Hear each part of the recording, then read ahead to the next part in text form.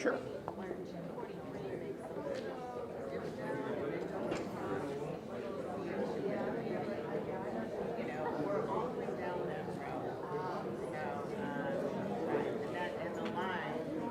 Ready now? Good.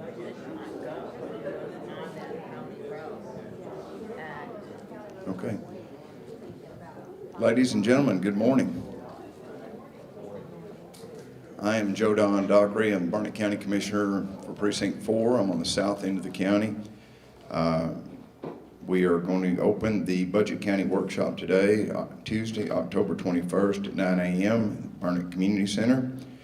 We're going to discuss and consider the proposed Bell County East to Big Hill 765 kV transmission project, which is an LCRA Encore electric line traversing through Barnett County. Notice is hereby given pursuant Section 551.041 of the Texas Government Code that members of the Barnett County Commissioners Court will attend a workshop at this location in date and time.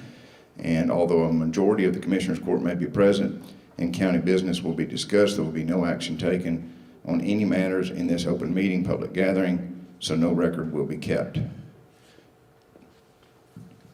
Today we're going to hear from the attorney that Barnett County has engaged, as well as a member of the PUC. And we're going to ask that everybody, they've got a short presentation to do to start off the program today, and then we'll have a question and answer session after that. I realize that passions are high. This affects everyone directly, but we ask everyone to maintain decorum and try to avoid repeating questions, that may be of a similar in nature, so that we can get all this information out there to everybody. This is an information gathering. This is not the time to contest the line. This is the time to gather information so you will know how to contest the line. So with no further ado, I'll introduce Margaret Pemberton, attorney. Good morning, everyone. I'm Margaret Pemberton, as the commissioners just stated. We invited Mike Hoke from the Public Utility Commission. I'm going to read his background because I will not get this perfect. Mike Hoke is currently the Director of Public Engagement at the Public Utility Commission of Texas. This office was created in 2022 to educate Texans about the work of the PUC and how they can participate. Mike also served as the PUC's Director of Governmental Relations for 8 years. Prior to that, he worked at the Texas Commission on Environmental Quality, also known as TCEQ.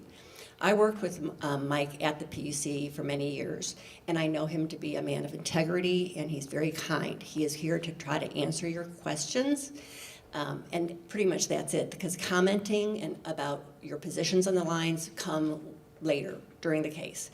And it's a very early process, so there are going to be questions he can't answer.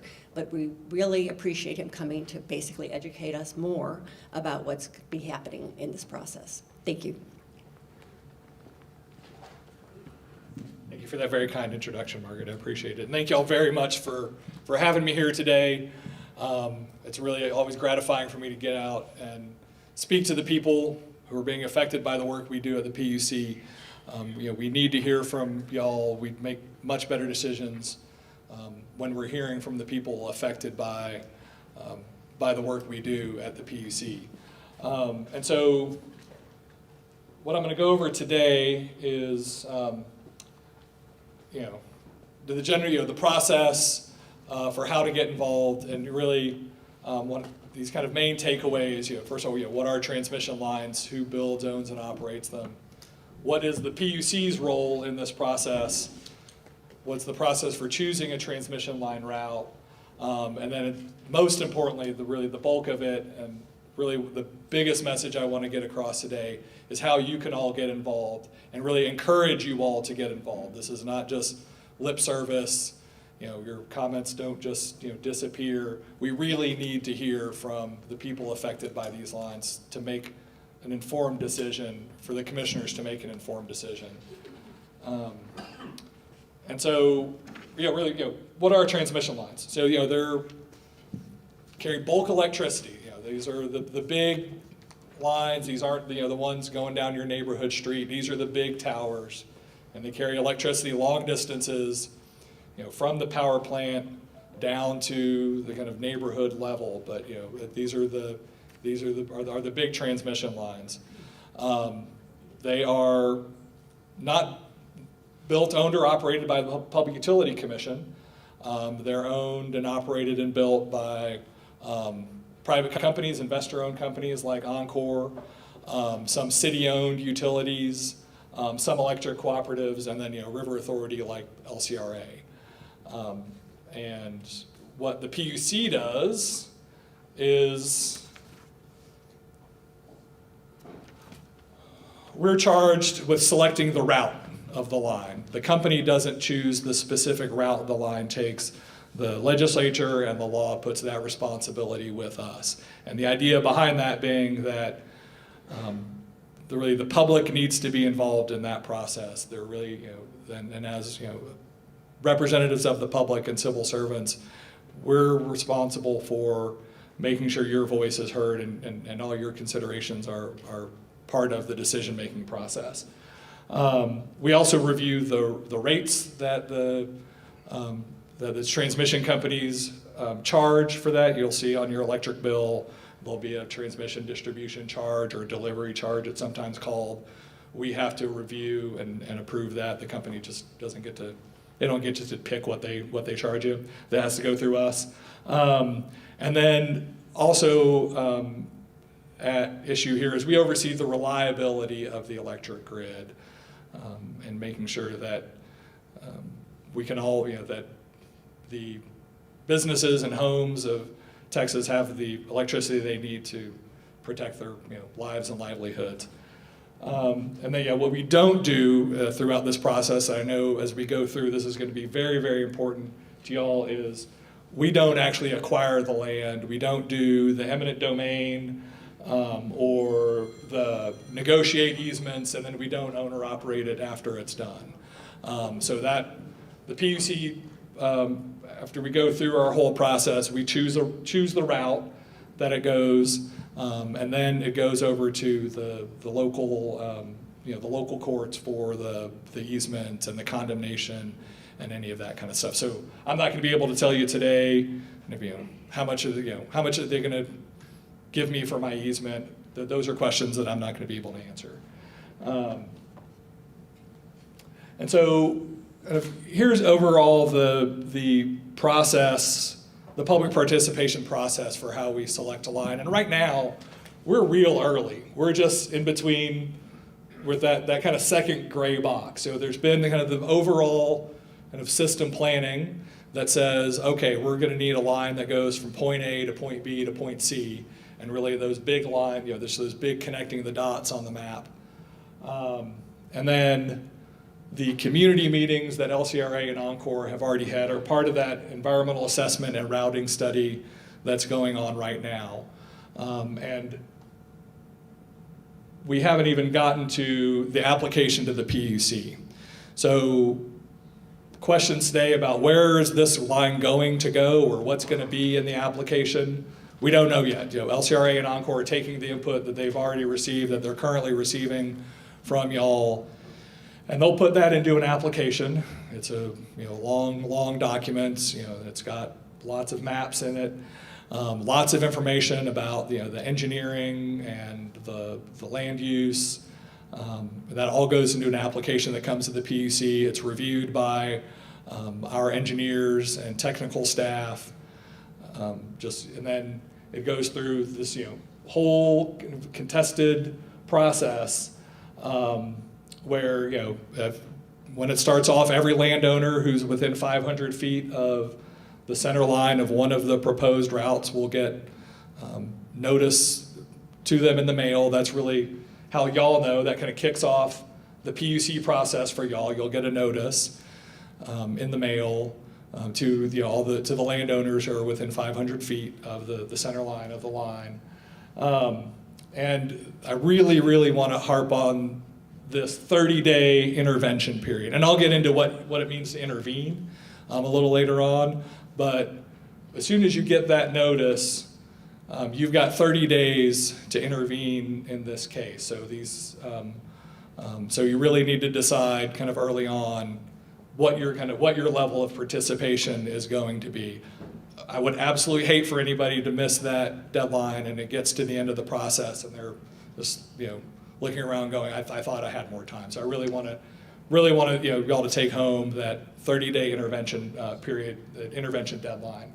And then it goes through a long process at the State Office of Administrative Hearings, and it's a legal case where there's discovery and witnesses and testimony with requests for information going back and forth and hearings, and that process at the State Office of Administrative Hearings takes 90 days to go through, so that is a really a bulk of the time of the CCN process. And really, without getting into the details of what are kind of in each of those arrows there, I really want to stress the fact that at each one of those arrows really is a place where the public can get involved, as the intervening public can get involved, and literally have their day in court, right? And then once it goes to the State Office of Administrative Hearings, the administrative law judge who's overseeing that will write a proposal for decision, and that's that administrative law judge saying, I've listened to all the evidence, listened to all the parties, and here's what I think the commission should do. Here's the route I think the commission should take.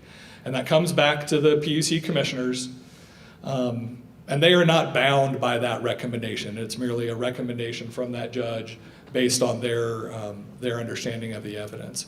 So when it comes back to the PUC commissioners, they look through that whole evidentiary record, all the testimony that's been developed at the State Office of Administrative Hearings, and then they do their own review of it.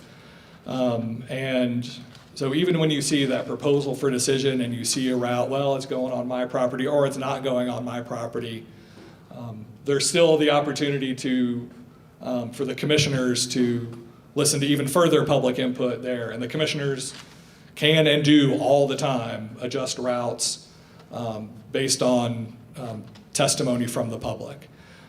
It is not a rare occurrence that they change the route based on what they're hearing, even in the commissioner's hearing room from landowners.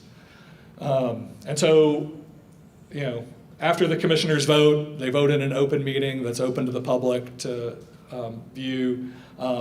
They could either deny it outright or they can adopt a route, modify what the administrative law judge had proposed, do a different route. And then we move into the kind of post-approval, the negotiating of easements, and the construction phase.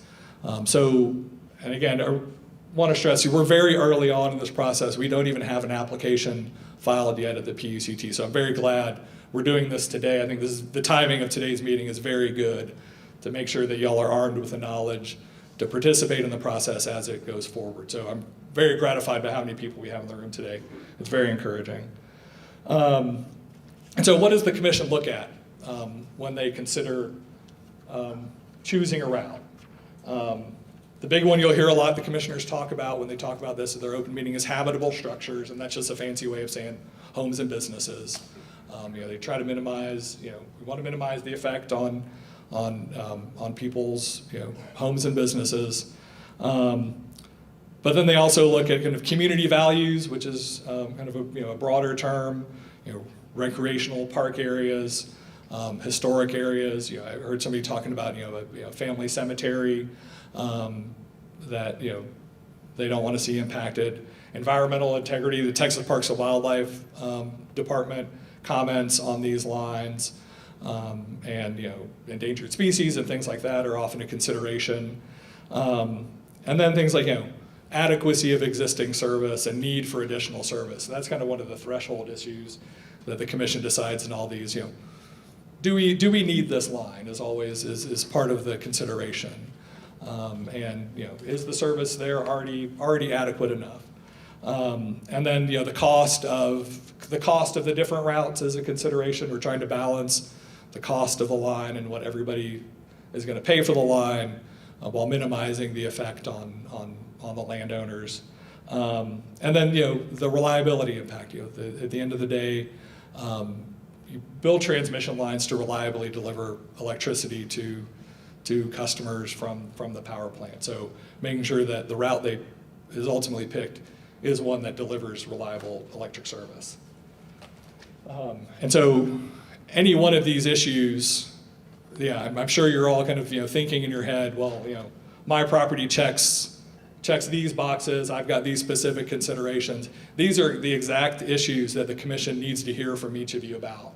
How it affects your property, your lives, so they can factor that into their decision. And now here's the fun part. How can I participate? So there's the time now before the application is filed. The LCRA and Encore have held the community meetings. How many of y'all went to any of those community meetings? Great. And so right now you're able to kind of let Encore and LCRA know about kind of any specific issues that you've got, and they'll take that into consideration with what they ultimately file at the commission. And so providing that feedback directly to the company now before we get an application to the PUC. And then we've also, in kind of an extra measure that we don't always do with transmission line cases, we've opened up what we call a comment docket. And we're going to be seeing people wanting to address the commission directly and let us and let the utilities know what should be in the application before it's even filed. And we wanted to give people a place to put those comments. And so, I'll talk about kind of how to file and how to file your comments. So even before we have an application in hand, you can file your comments under this docket number. And I will tell you, this is not a substitute for protesting or intervening or filing comments after we receive the application. If you're going to decide, well, whether I should do it now or after the application, definitely after the application is filed is of paramount importance. Doing it now, it's helpful, it helps highlight issues, but I wouldn't do these comments now and then not do anything once we have the application.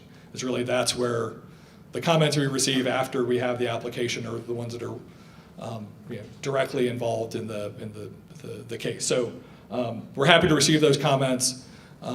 We don't want them to get lost. We want to have a record of them, but I don't want people to think, well, if I do it now, I don't have to do it later.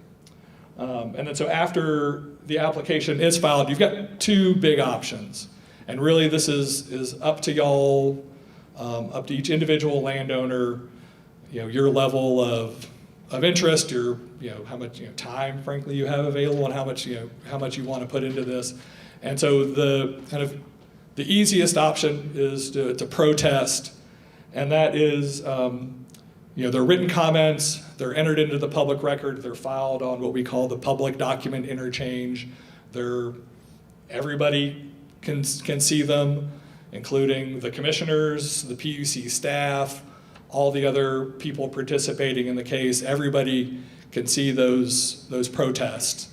And really what that does is it helps highlight issues for the commissioners to consider, for even the PUC staff and the other people participating in the case. Helps highlight issues that need to be looked at further. And again, like I say, this is different than the comment docket that we have open right now. And again, I'll go into, mind your way. We'll go into kind of how actually to do it. It's relatively easy. You go onto the PUC website, and the most important thing is having the docket number, which we don't have yet. So we won't have a docket number until an application is filed. And once the application is filed, the very first thing in that docket is request for a docket number. But when you receive the public notice, it'll have that docket number, way up at the top. It's a 5-digit number. It's going to start with a 5, and that is really the kind of number that we use to track all the documents. And really, every document that's filed that the PUC receives that's part of this case is publicly available. We try to do this as much in the open and kind of as much daylight as possible, so everybody's working from the same information. Nothing is done in secret. And so, at a minimum, I would very much encourage you to protest, send in those comments, and you can just file them on the PUC website. And the second option, which involves a little more work, is to intervene. And intervening makes you a full legal participant in the case. This is a legal case, and interveners, they can file testimony, they can conduct discovery, they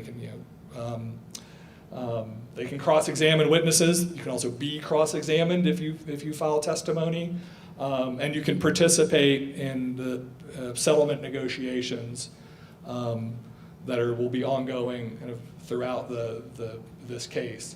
And the question I get a lot is, do I need to hire an attorney? We don't need to hire an attorney. It's up to the individual landowner to decide whether or not they need to hire an attorney. Many people do, many people don't. I will tell you, I do see very regularly, it happens very frequently, where individual landowners who are representing themselves, who participate in the process, who speak directly to the commissioners through this process, are successful in changing routes based on their participation and their testimony. I see plenty of pro se.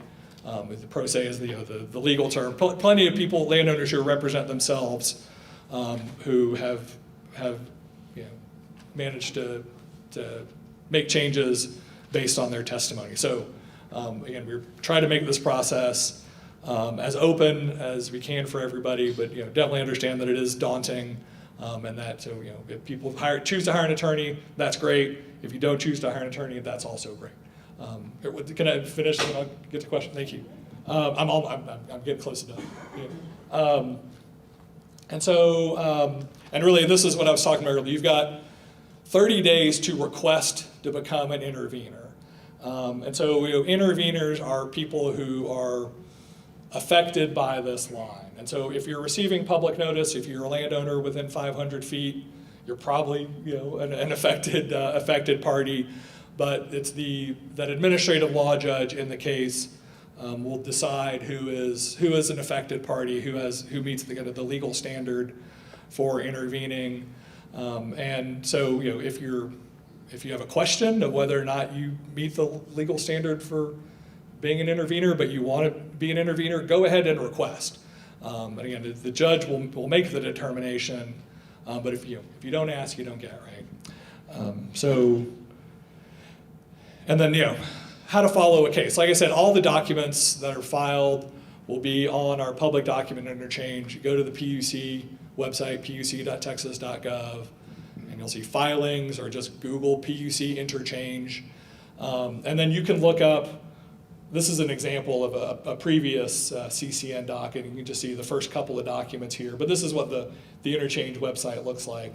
So after we get the application, and it's assigned a docket number, you can go on our website, you search by the number, and you'll see every single document that's filed. You'll see the application that includes all the official maps of the proposed routes and the study areas, and all the documents. And then you'll see all the protests, all the requests to intervene, all the documents going back and forth in the case.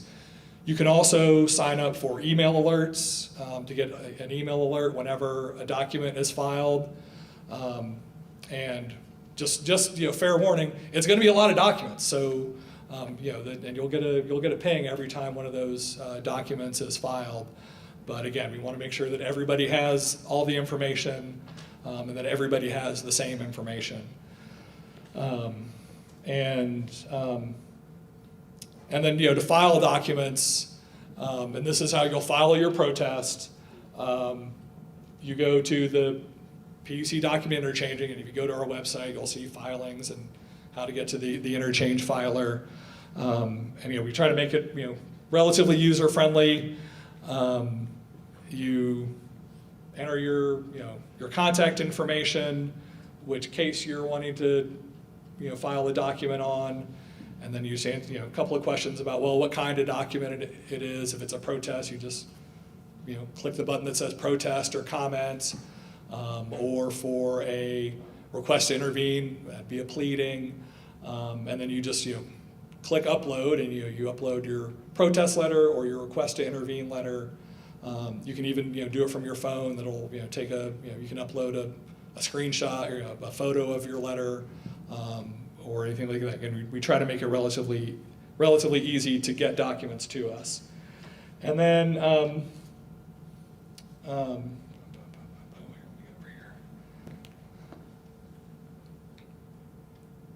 and then the other thing, me and my office are available to help you kind of understand the process. This is why we were created.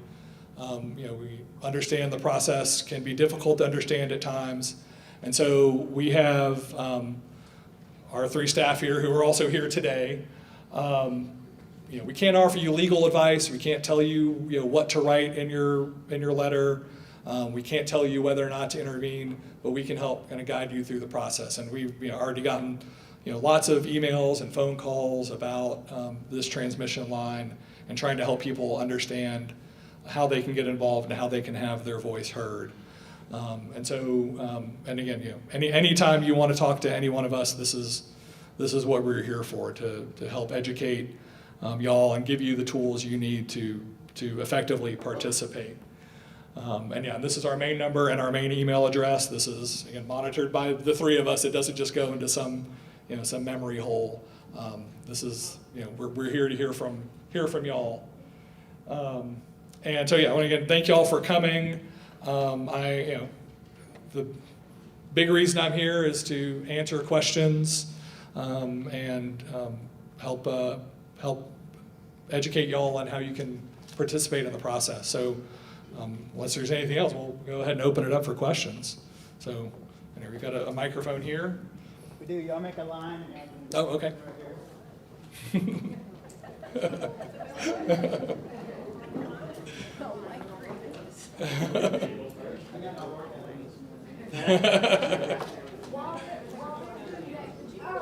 There you go.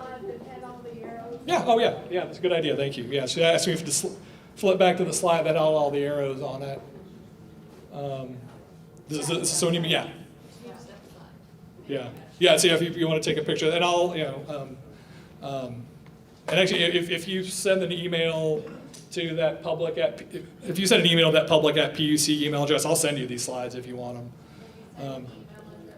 It's public@puc.texas.gov.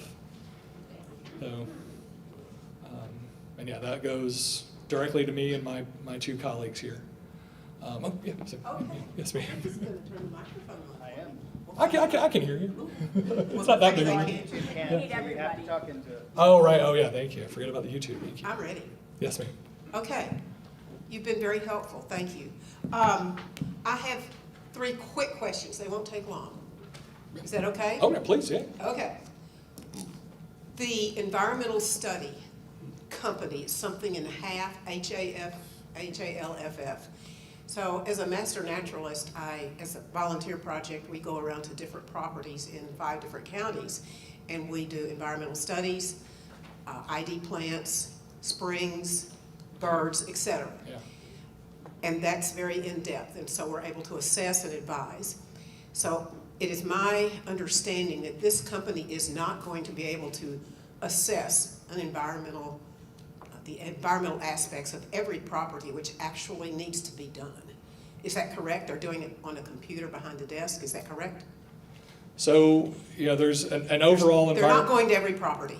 No, they're not going to. So Okay, so it's not as effective. Okay, number but 2. that's why we rely on folks like y'all who live there to also tell us Okay, things correct. we're missing, right? Things that aren't already in the record. So Okay, number 2, that was quick.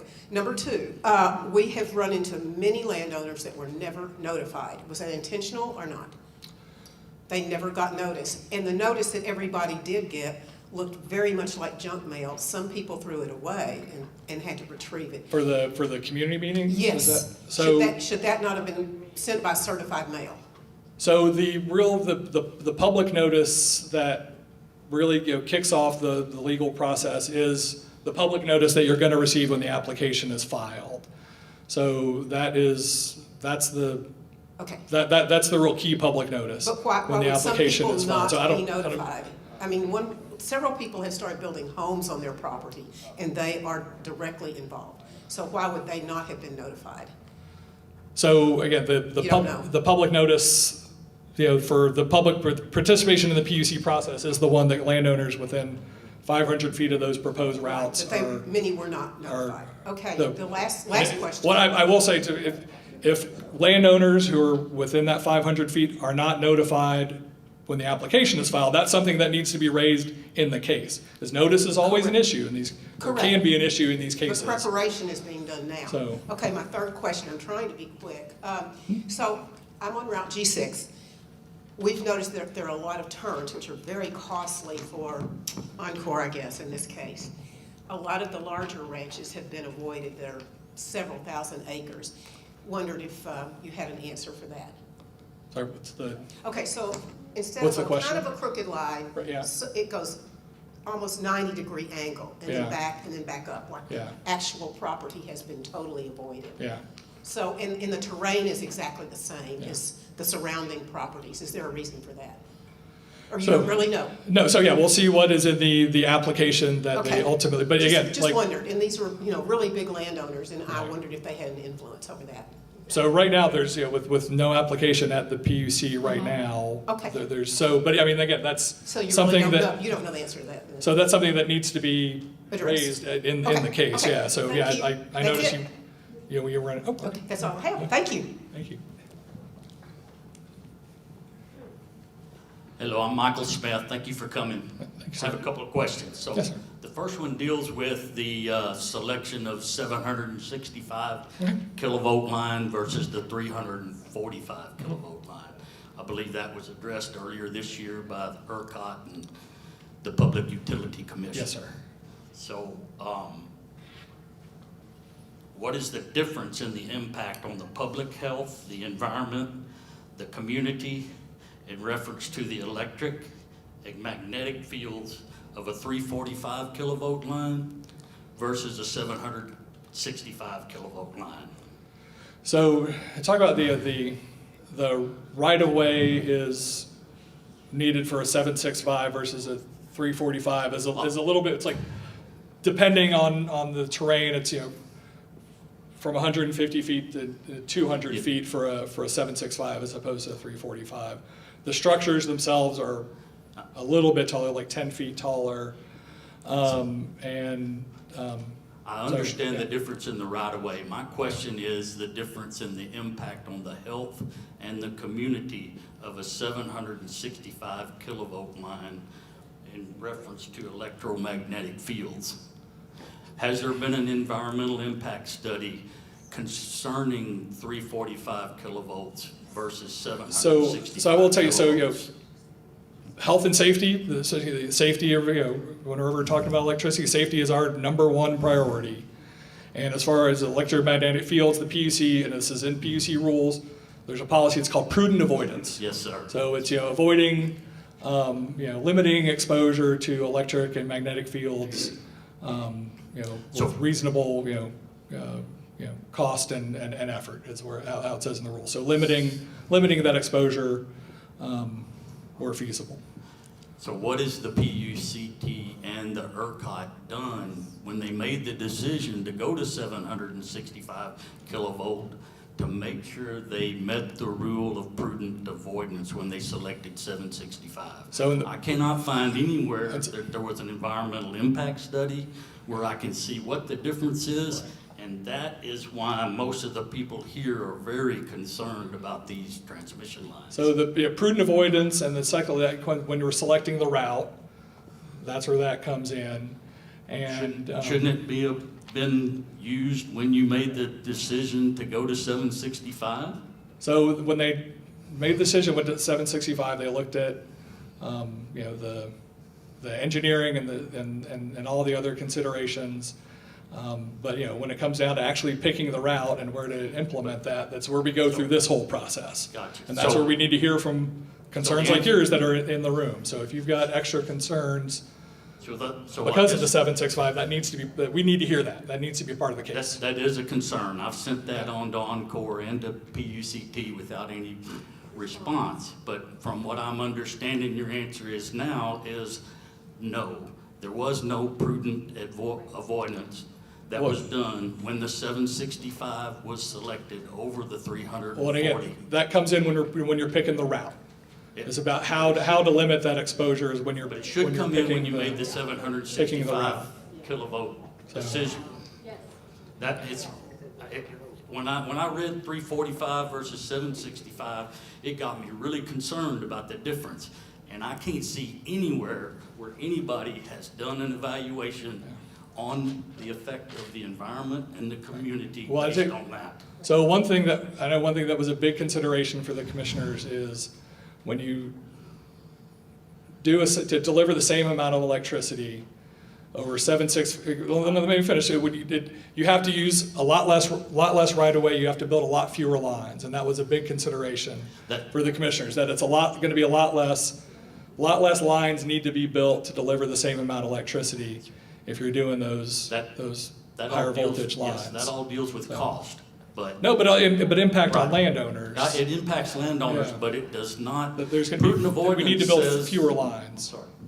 Yeah. Prudent avoidance says that you should spend money to protect the citizens of the state of Texas and the citizens of Barnett County. And I don't believe that you spent money to protect the environment and the community. So I think that needs to be addressed by the PUCT. Well, and again, that needs to be part of the case when we get the application. So, and again, I think, you know, if you think, Well, if people want to make the argument and they, you know, that I don't think it needs to be 765, I think it needs to be 345, I think the commission needs to do something different, that needs to be part of the case. People need to raise that in the contested case process. So all the things you're saying are things that the commission needs to hear from the landowners as the case goes forward. Okay, that's So- my first question. Okay? Yes, sir. Second question is, Encore and LCRA has provided the preliminary routing. They invited everybody to a public meeting. They presented the preliminary routing like they had done all their due diligence and that they had selected the best 3 routes through Texas and through Barnett County. I was notified like a week before the public meeting. I spent the weekend on the internet trying to figure out how did we get to this point, because that's the first time I'd heard about it. How did we get to 765 versus 345? And so I went and I found the things that you had up on your slide about historical information, and there's also things about routing the lines through existing right-of-ways and through public transmission right-of-ways. And so I took those 3 questions to the public meeting. I asked about historical markers. The answer I got, they're on the preliminary routes. I took it in the meeting, I took it all the way up to the highest official there. I still got the answer that the historical markers were on the routes. I asked him to go to the map and show me historical markers. He went over there and there aren't any there. To me, that was the first red flag that said they haven't done due diligence. They haven't gone through stuff you can find on the Texas Historical Mission and presented these routes with at least that information.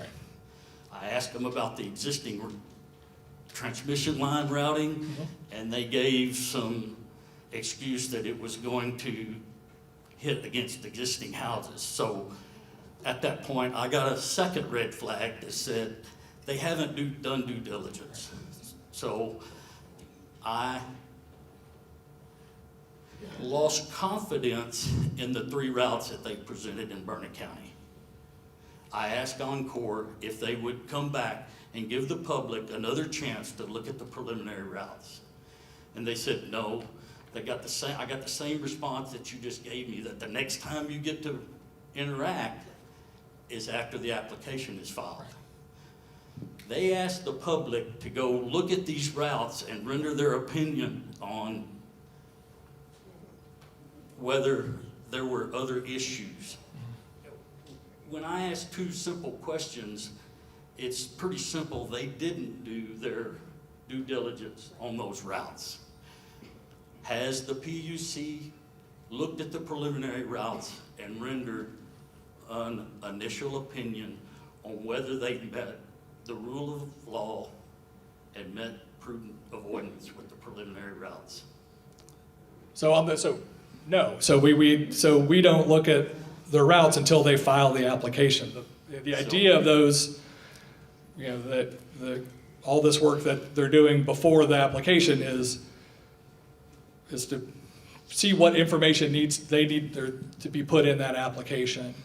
And so that goes, that helps them inform their decision about what to even put in the application. But that's not where the process ends. That's very early in the process, and so they're collecting that information and putting that in the application. And then once we get the application, then we still continue to ask questions and still continue to get input from the. And one thing, and so you're talking about 3 routes, and I do want to clarify.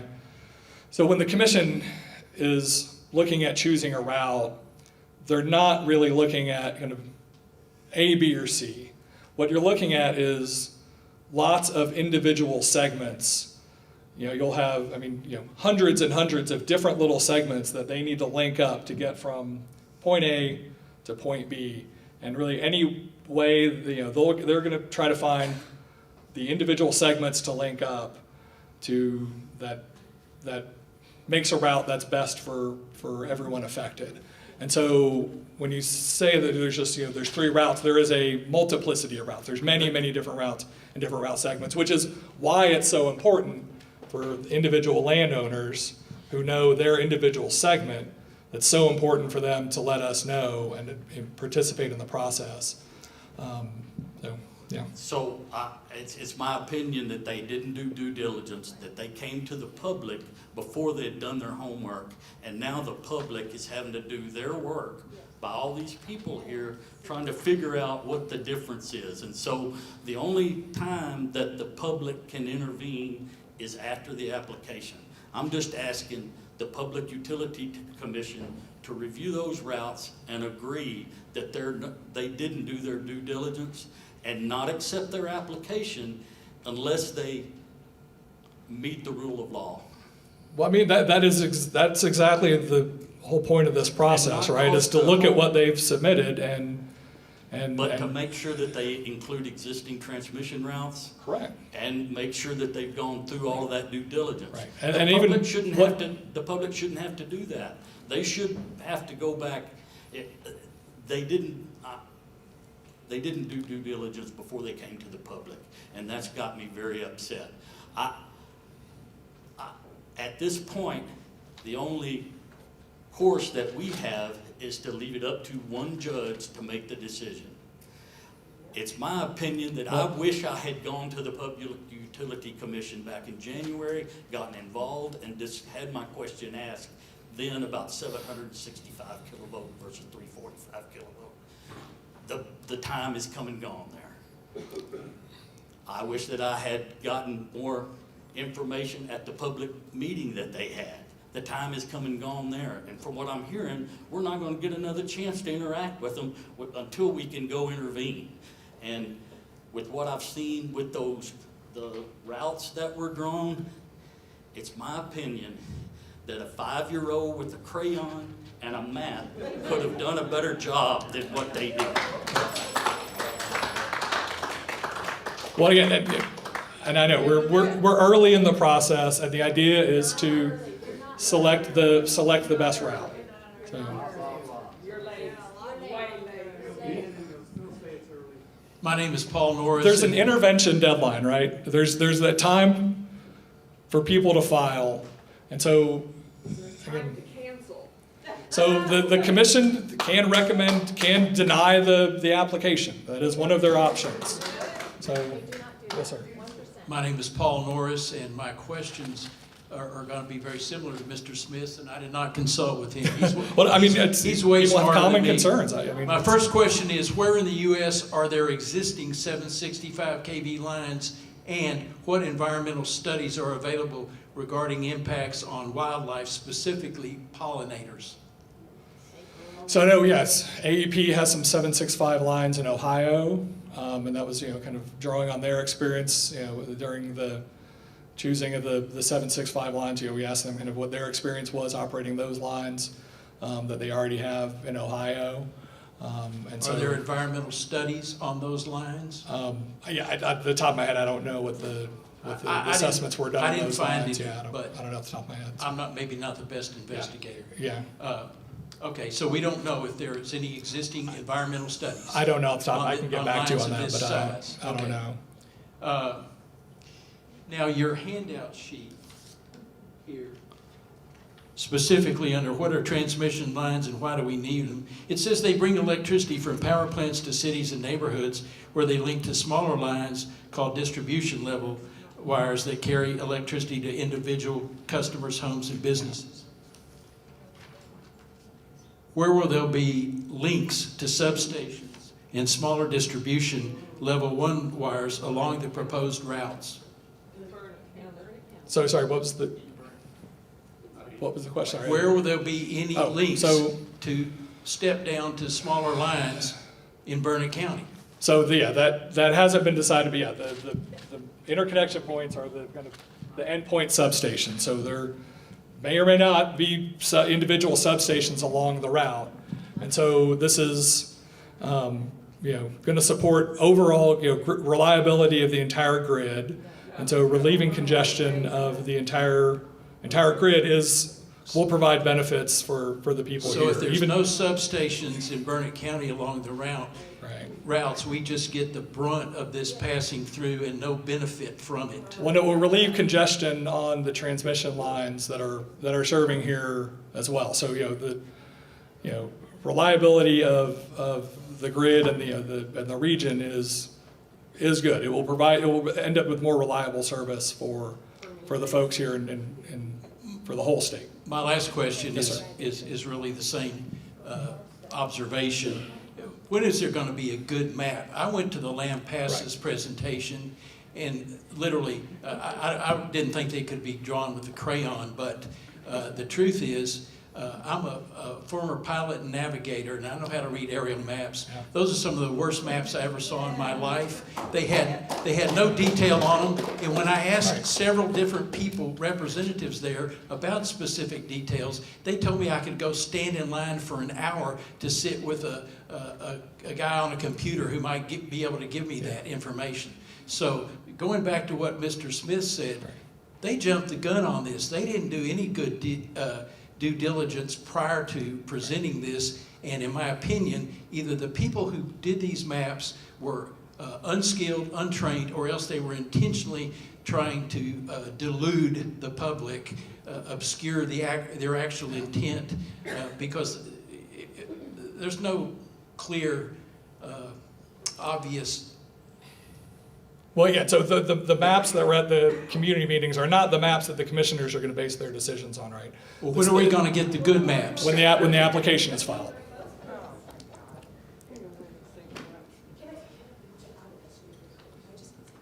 If you guys go onto the LCRA website, they have an interactive map that you can zoom in. You can also overlay a satellite image and see exactly where the proposed line is going to go. I mean specifically down to how far it is away from your house and all of that. So I want to see a big physical map at a presentation, not going online for some Mickey Mouse So- stuff.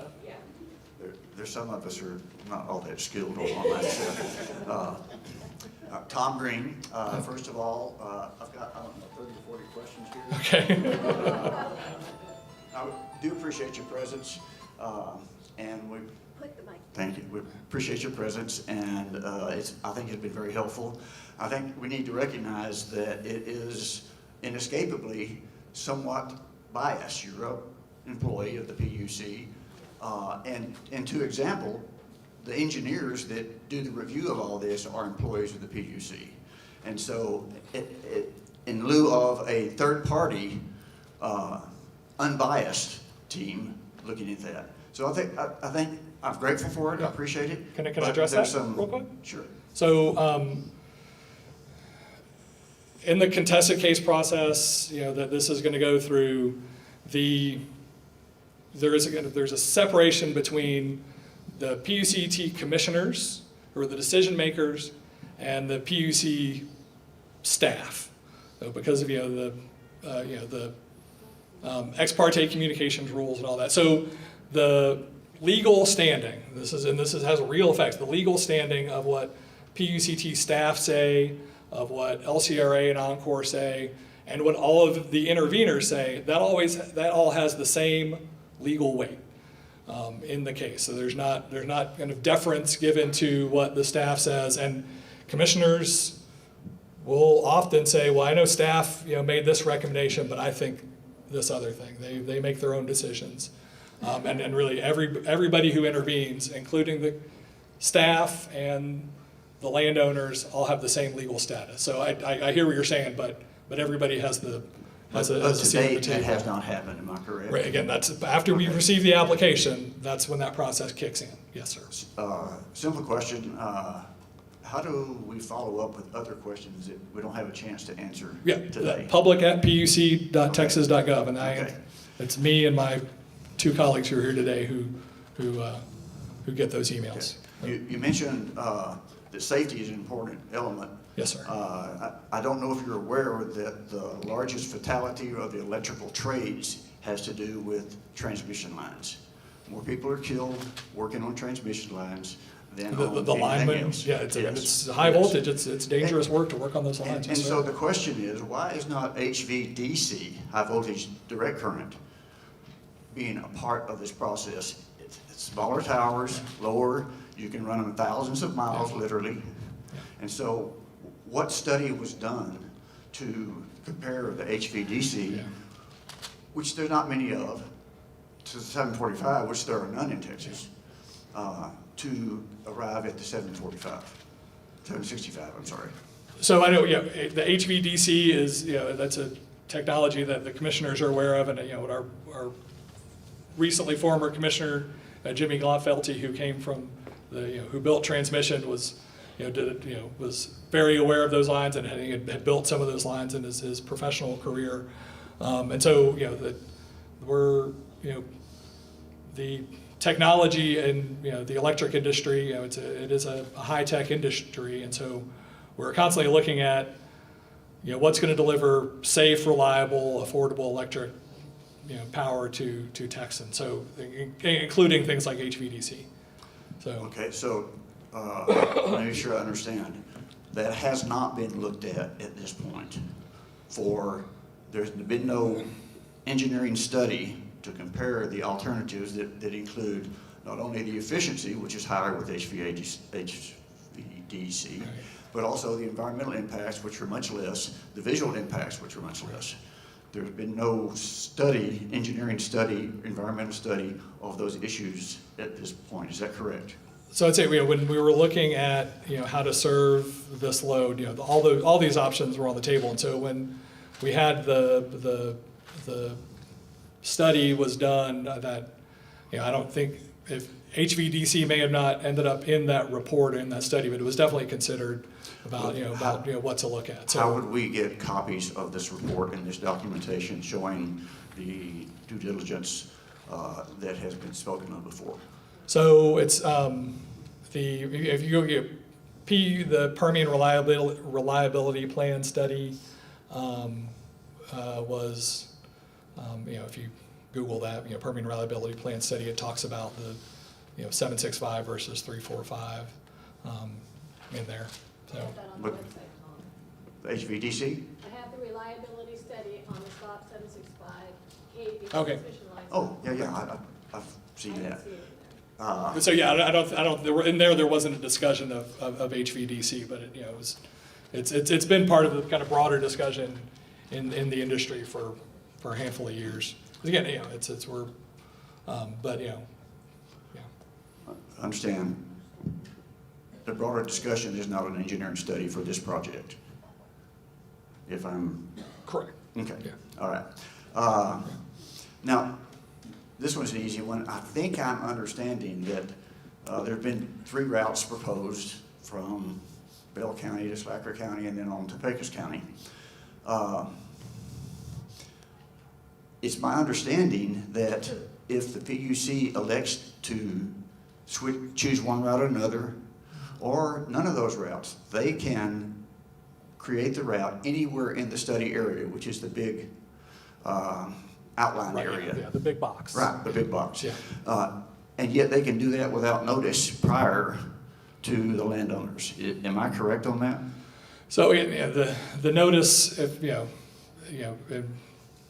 sometimes in these cases, yeah, you have renotice.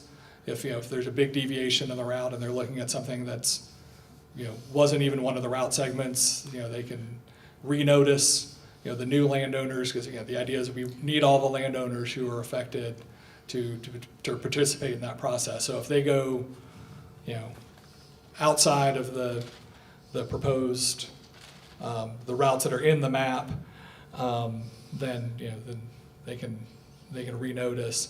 And also that's another issue that is often raised in transmission line cases is it's called route adequacy. Like does the application, did it give the PUC commissioners enough options, real options to choose from? So that's are all the routes actually being reflected was often something that's argued in these cases. Okay, so with respect to the routes then, when you say it can be renoticed, but it doesn't have to be renoticed, right? The PUC can determine where the route is going to be because y'all are under not a 12-month, but now a 6-month objective of making these decisions. And so the process of and the reason I'm hedging renotice means what? Right, yeah, so the reason I'm hedging it, I'm trying to think of,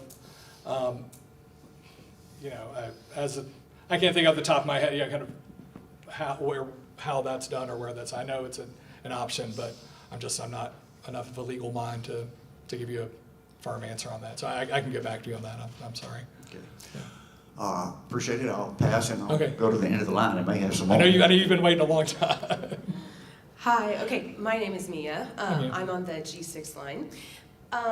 Just a quick follow-up on that question, and you may not know the answer, Yeah. and we can follow up later. Please. On the renotice time, if they did give a renotice, would it be from the initial notice, like the same timeline that Yeah. this group got, or would it be like the 30 days? That I don't know, sorry. Okay, That's perfect. it. Yeah, no, That is an answerable question, I don't That's know the okay, answer we to can that. follow up That's later. right, Yeah, no problem. Okay, another question. You may not be able to answer this because it's a bit legal, so I don't know. But you talked about this in your presentation. What is the legal standard for being an intervener? You mentioned that. If you Right. are right Yeah. by the line, but you don't have a habitable structure, within 500 feet, but you want to intervene and you apply, you said. And so it is, there is statute about it, but it really is the idea of just making the argument to the judge of if this line goes on this route, I will be affected. Being an affected party is the kind of the general idea of it. And so that's why it is ultimately up to the judge to decide who is an affected party, and and they're going to define that relatively broadly. So they don't want to exclude people necessarily. So yeah. Okay, I just didn't know if there was something specific to kind of try to check off in your application, if you will. Okay, another quick question. Well, I guess my point is, I would encourage you, if you think you might be, Right. go ahead and intervene Absolutely, I and just make didn't know that if there case. was anything Yeah. essentially to To sure make a that better you argument. include to Right. let them know, if that makes sense, yes. Okay, the $33 billion for, this and other future plans and the cost of, this line and all of that, I understand is being passed on to ratepayers, and I understand that the PUC kind of helps determine, like, you know, the amount that can be passed on at Correct. certain times. Yes. No, yeah, we set those transmission delivery charge rates. We set those rates, yes. Do you guys have an idea of how long it's paid back over? And Yeah. second half of the question, because I just don't know, is Yeah.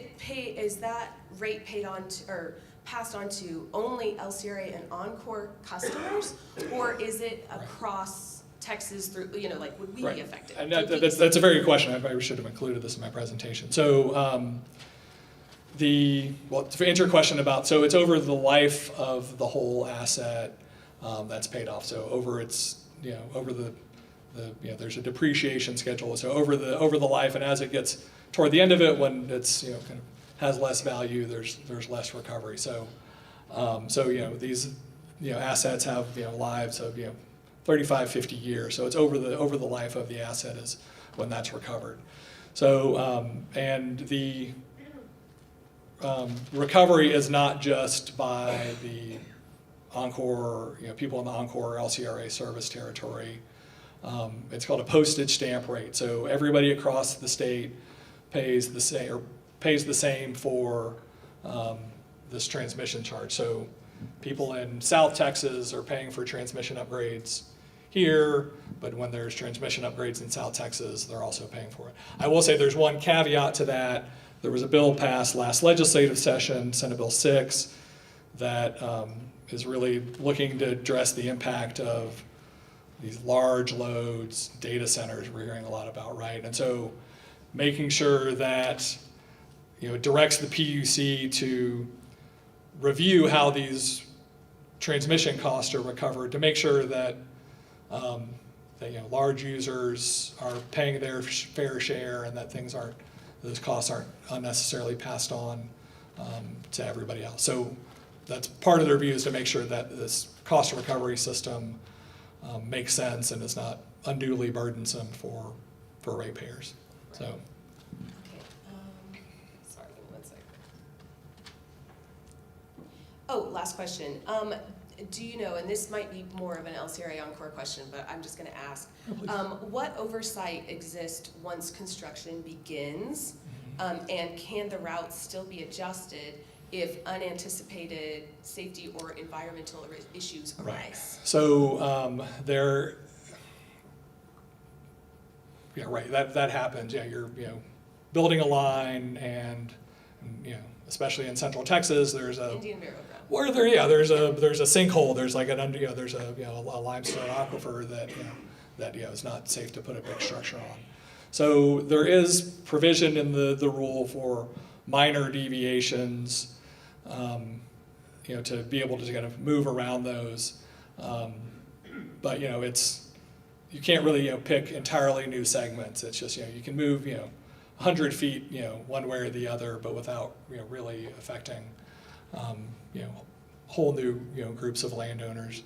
And as you get it farther, I mean, those are cases, you know, we've, over the commission's history, that's been, you know, something that's argued that, you know, the utility said, well, it's just a minor deviation, but then the landowner said, well, no, it actually has this material impact, and then that's something that's you know, argued at the commission. You know, So it would go back to the commission at that point, or like if there was that issue, or? Right, yeah, so I think, yeah, the way that it's handled in the past is through, you know, the landowner, you know, filing a formal complaint and going, that would be kind of a separate legal proceeding. And yeah, and if it's going to be, you know, yeah, yes. Okay, thank you so much. Thank you. Hi, Mike. My name is Claire Nelson, Hi, Claire. and I'm a landowner on segment I-1. About a dozen of my neighbors here, raise your hand, all the I-1ers Yeah. here. So we're preparing to be interveners. Great. And by the way, my heart goes out to you. You have a very hard job. I hope they pay you double for today. This is easy for you. You kidding me? It gave me an excuse to come out to burn it. I love it out here. So yeah, I've got property in Llano, so I love coming out here. Right. So you can probably empathize with 100%. how we feel. Oh yeah. And I wish we had been notified earlier, and I know there was a public meeting in June. I saw it on the calendar, and I just dismissed it. But And I would humbly submit that we're late in the game. In fact, I just sent an email to some of my segment I-1 neighbors that we're late, because in order to secure a PUC attorney, it requires a long runway. I have personally contacted 33 attorneys that have PUC experience, and 25 of them are already booked, and they say they have a conflict. And so maybe they're representing another segment that's nearby. And if you read about this, neighbors end up competing against neighbors. And oh, by the way, the gentleman, docket number 55718 has a 345 versus 765 paper. Google helped fund the Samsung paper that was written. There's some, and so it's docket 55718. It has that. I digress. So, but my basic question is, and we're trying to figure out where to spend our precious pennies. I'm retired, so the pennies are even more precious than ever. So where do we spend money on experts and the right kind of attorney to play this game right? Because we want segment I-1 to not be included in the end result. So does the end result end up being 3 lines, east-west, across Burnett County, or is it just 1 line that will go across? Because that would influence, do we help? Right. It'll be one. It'll be 1 line that's picked in this process. So we have the one in Bell County but there are other applications in other parts of the state. So, but yeah, this line we're talking about, the Bell County East, there's going to be one route ultimately picked. Okay. And so yeah, so the kind of the 3 options they're talking about now. And again, I would say that it's not just 3 options. There's a whole bunch of different options because they can wiggle it around. And so as far as kind of where to spend the money on experts versus attorneys, that it depends on your legal strategy. So I can't really give you good advice there. I will say, what you're doing, kind of, joining together with, groups of your neighbors who, all live in the same area and have the same interest. That is a very common practice, and in a way to kind of, spread those costs and share those costs with your neighbor. So I'm glad to see y'all are kind of organizing like that. I think it helps make for an effective intervention. So. Thank you. And then one quick last question. So there's this notion you mentioned, administrative law judge. Yeah. So let's say we fast forward and we're presenting our case to the administrative law judge. They create a proposal, and then PUC, Texas, will vote on that proposal. That's my limited understanding. So will there be 1 or more administrative law judges, and where do they come from? Are they appointed? Are they selected? Where do they come from? So there's a separate state agency called the State Office of Administrative Hearings, and they do, the role they perform is kind of holding the hearings, collecting all this evidence, and really building a record, building a whole evidentiary record of, and kind of sifting through the issues. And the administrative law judges are employees of the State Office of Administrative Hearings. You have to, be attorneys. You have to meet, the standards of the bar. It's, they're relatively hard jobs to get. But I want to say, even once that administrative law judge issues their proposal for a decision, it really is, it is a proposal. That is, the administrative law judge saying, Commissioners, I've looked at the evidence. Here's my read of the evidence, and everything I've heard from all the parties in the case. And here's the route I think you should pick, Commissioners. But the Commissioners can deviate. They can make changes to that proposal, on their own, and they do frequently. So, and they'll, so they make changes. They make their own changes, even after that proposal from the administrative law judge. So. Thank you, Mike. Yeah, thank you. Thank you for being here, first of all. I don't envy your job at all.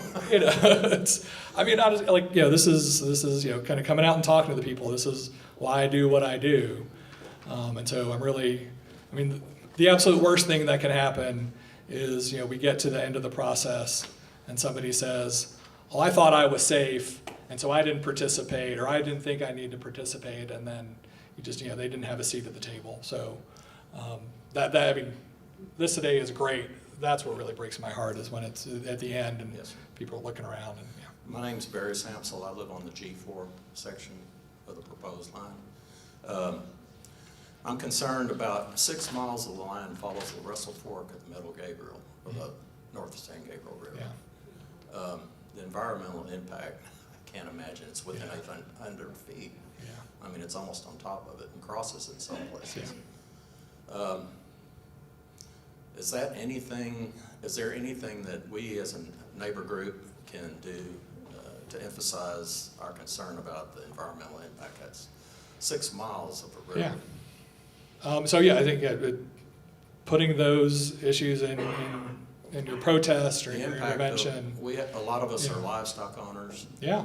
A lot of us have wildlife on our properties. Everything would be impacted negatively. And so, yeah, that's exactly what we need to hear. And I will say, there's a lot of route segments, that are going to be in the application, and it's kind of on Encore and LCRA to present as many options, to give the commission as many options to choose from as possible. And so, there are going to be routes on there that you as landowners just look at and go, why would they even consider putting that line there? But the decision is ultimately up to the commission. So the commission needs to be able to see all those choices out there, and have every option to choose from, so we can know, so the commission can decide which ones are the good ones and which ones are the bad ones. So that's why and again, at this point in the process, I know, when everything's, all these routes are on the table, and it's daunting, but that's Another blatant omission I saw on LCRA's map is the Seminole Pipeline. right. I have 4 lines crossing my property diagonally. They took out a 200-foot section. This line will intersect it across that line for another 200 feet, which leaves me very little. Yeah. I have fences everywhere. I have live oak trees, groves. Everything will be wiped out if they take that path. And so this is, somebody was talking about, And I'm concerned about what's going to happen to the pipeline, if that's any adverse effect on the pipeline, running right on top of it. right. So that, that is, that is one thing the commission considers, and one thing that's raised in cases There's a 4 lot lines, is natural gas and right, talking about kind of possible interaction between the natural gas line, does, it's depending on its distance from the line, does it cause the equipment to corrode faster? And so that is one of the things that the commission has looked at in past cases. There's, in the rule, there's kind of a preference for using existing rights of way. But then that also is balanced by, it's like, people like yourself who, well, I already have so much, why are you continuing to pick on me? Go to somebody else. So this is, even though there is a preference in the statute to use existing rights of way, the commission is definitely receptive to arguments from landowners saying, I've already got enough if, this is gonna, just complete. Pipeline already crosses our creek And so, across. yeah, so yeah, those are definitely considerations that the commissioners want to hear. I appreciate it. We'll Thank you, be sir. praying for you. Good morning. Hey, Morning. I'm Larry Martin, and again, thank you for coming. Thank you for Give coming, your Larry. time. Appreciate it. We have property in San Saba County, a little west of Oh, here. wow. Yeah. Okay, several questions. Thanks for making the drive over here. That's Actually, we came down from Dallas, so it was a hike. Oh, wow. But anyway, could LCRA and Encore expand the study area to include the existing transmission line that roughly follows Highway 29 that's already there? so I was trying to remember if 29 is in this current study area.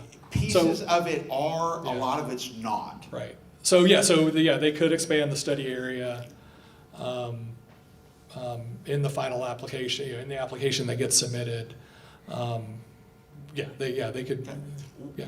What is the best way to make that happen? Because looking at the charts and the maps, that seemed a pretty obvious solution, especially given that I can't believe it, I can't recall if it's in the rules, the administrative rules or the statute itself for a preference to parallel existing lines. Right. Yeah. And it's pretty obvious. I mean, there's a route down 29 that already exists. Yeah. It roughly tracks it, but parts of it are within just a few miles of the southern side of the box. Yeah. Well, so this is, we talk about route adequacy is the kind of term of art. So basically saying commissioners, even the study area, even of itself, didn't necessarily cover all the options. And so in addition, there's a route adequacy challenge says not only are there just not enough different choices for the commissioners to choose from, the actual study, we don't agree with the study area. And so that's definitely something to raise in the case. And these issues are raised frequently in transmission line cases. What's the best way to raise it now so when they actually file the case, it's in it? Yeah. So sending those comments into LCRA and Encore.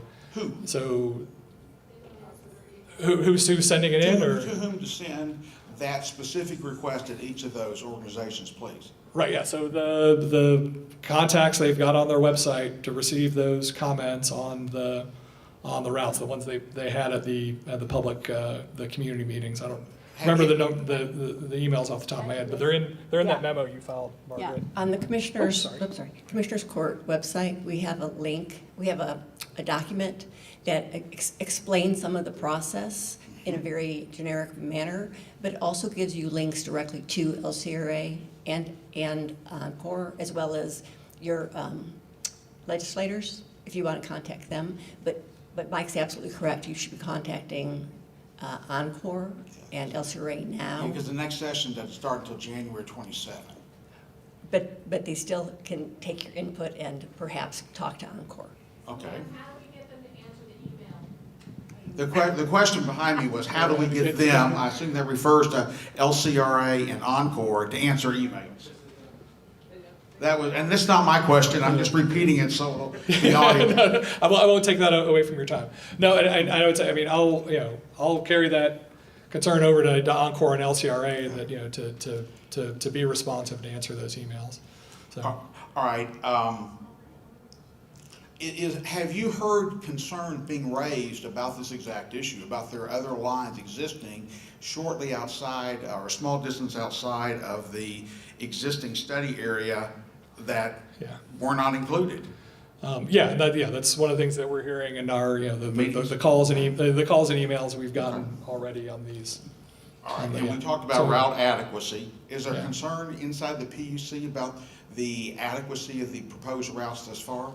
Well, again, until we get an application in front of us. So, and part of the process, when we review the application, the PUC staff, the technical, the subject matter experts, they'll give their own opinion about the application, first of all, whether it's administratively complete, whether it has everything that it needs to have to even go forward in the process. And then as we go through the process, the commission staff will have say, no, that they need to do this, they need to do that, and that'll be, and then the commissioners or the administrative law judge will take those arguments into consideration. All right, need is still on the table at this point in time, is that right? No decision has been made regarding need, correct? Correct. So there's the need for this line. So there's been need is definitely still on the table, and there's been kind of transmission planning, kind of showing growing demand and kind of congestion on the lines between the endpoints and kind of growing electricity demand, but that doesn't part of every transmission line case is in the record establishing the need, and so need is definitely still to be, is, you know, it's definitely still a consideration. And when addressing the issue of need in the applications, filing the case, must the utilities address the generation capacity that is in the process of being permitted in West Texas right now? Yes, yeah, so that's something that's definitely an argument that can be made, that, oh, you know, there's not going to be this, so you could argue that, you know. No, that wasn't my question. My question Oh, sorry. That's fine, that's No, fine. no, You've no, gotten no, no. barraged. And I want to make sure I answer your question, so. And I appreciate that. No, it wasn't criticism. You've gotten barraged with a lot of questions. You've got to be tired, and you got close. But my question is, in the case that's filed by the utilities, are the utilities required to address the issue of generation capacity that is at this time being permitted, by my understanding? So that is part of the transmission planning process does take into account, you know, generation that, you know, coming online. So, you know, when you're planning a transmission grid, you know, these are, you know, projects that take a long time to build and, you know, route, and then they also last a long time. And, you know, you're trying to plan a transmission system that syncs up with both the demand for electricity, the user side, but also, you're exactly right, the generation side, because ultimately the whole point of the system is to get electricity from the power plant to the customer. Right, and if there's a power plant being built next door, right, that certainly impacts that issue, obviously. Correct. Okay, all right. Some suggestion, by my understanding, has been made that the filing of these cases may be delayed materially. Do you have any information on that? So, yeah, I know I think in their community meetings, we're saying December, is that right? Correct. Right. So I'm hearing stories that may be delayed by a series of months. Do you have information on that? Yeah, so we'll see when the application is filed. I mean, when they file the application, that's when we'll know. So, and I think, and if they tell us beforehand, it'll have to be filed in a docket somewhere, you know, letting us know. So there are, for these big lines, because, you know, it's a, you know, project kind of going, there's multiple pieces. There's the line that's going kind of north, and then the one that goes kind of south of San Antonio. The three. The three big lines. So, yeah, not just the one that kind of, you know, is going through Burnett County, but the ones to the northern part of the state and the southern part of the state. So they filed in the docket all the utilities who are building those lines, when this is something they don't usually do, but because of the, you know, impact of this, they filed a kind of a scheduling, like a schedule of when they plan to when they plan to file the applications. They did that upon our request, because we also have to plan our resources, and we can't necessarily process 20 transmission line applications at once. And so if there are going to be changes to when they file, when they plan to file this application, they'll let us know at some point before that, so we can, you know, plan our resources around that. So that'll be filed in the public docket, in the public, on our interchange. But have you personally received any information to the effect that some of these case filings are going to be delayed? No. Okay. No. But I mean, yeah, I wouldn't be surprised, you know, if these are big projects, and, you know, okay. I wouldn't be shocked if they do, I guess. If the routes are changed materially from the preliminary submissions, or the application filing dates are delayed, must the utilities conduct a new series of open houses? No, if it's delayed by a matter of weeks or months, they don't have to do new open houses now.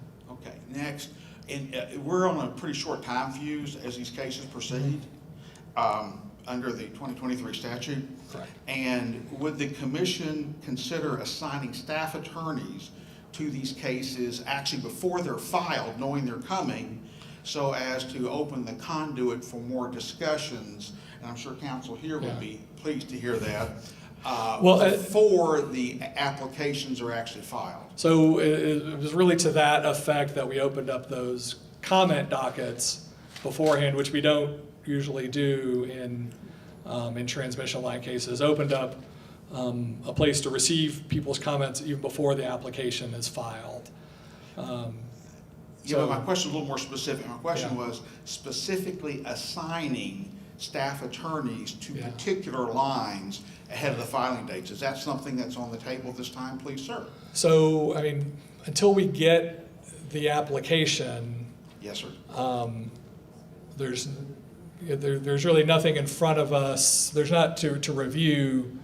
I mean, we need to wait for that application to comes in to make the final assignment of who the staff attorneys are going to be.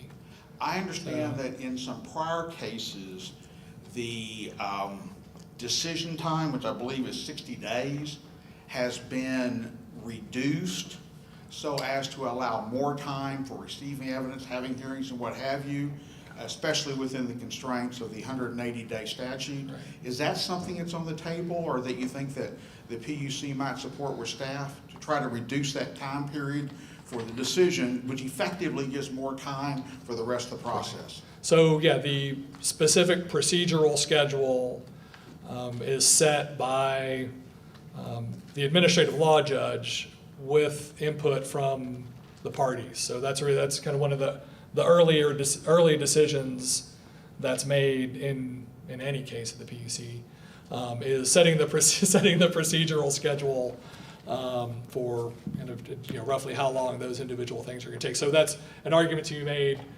to that administrative law judge when they're setting that procedural schedule. Okay, I'm sorry for all the questions. No, I just like please. I like questions. Okay. There was apparently some discussion about, rather than proceeding essentially simultaneously with these three lines, staging them so that there's less lack of predictability as demand going forward. For example, there's a process, a AI plant that's being built right now, and they have their own plans for their own power generation facilities. Yeah. But the longer out one goes with projections, the less reliable they come by definition. So is this something the PUC would be willing to revisit? That is, maybe we build one of these now and defer the other two to see if what we've projected actually happens? So I mean, that's an argument you can make in the case. And again, the timing of those lines was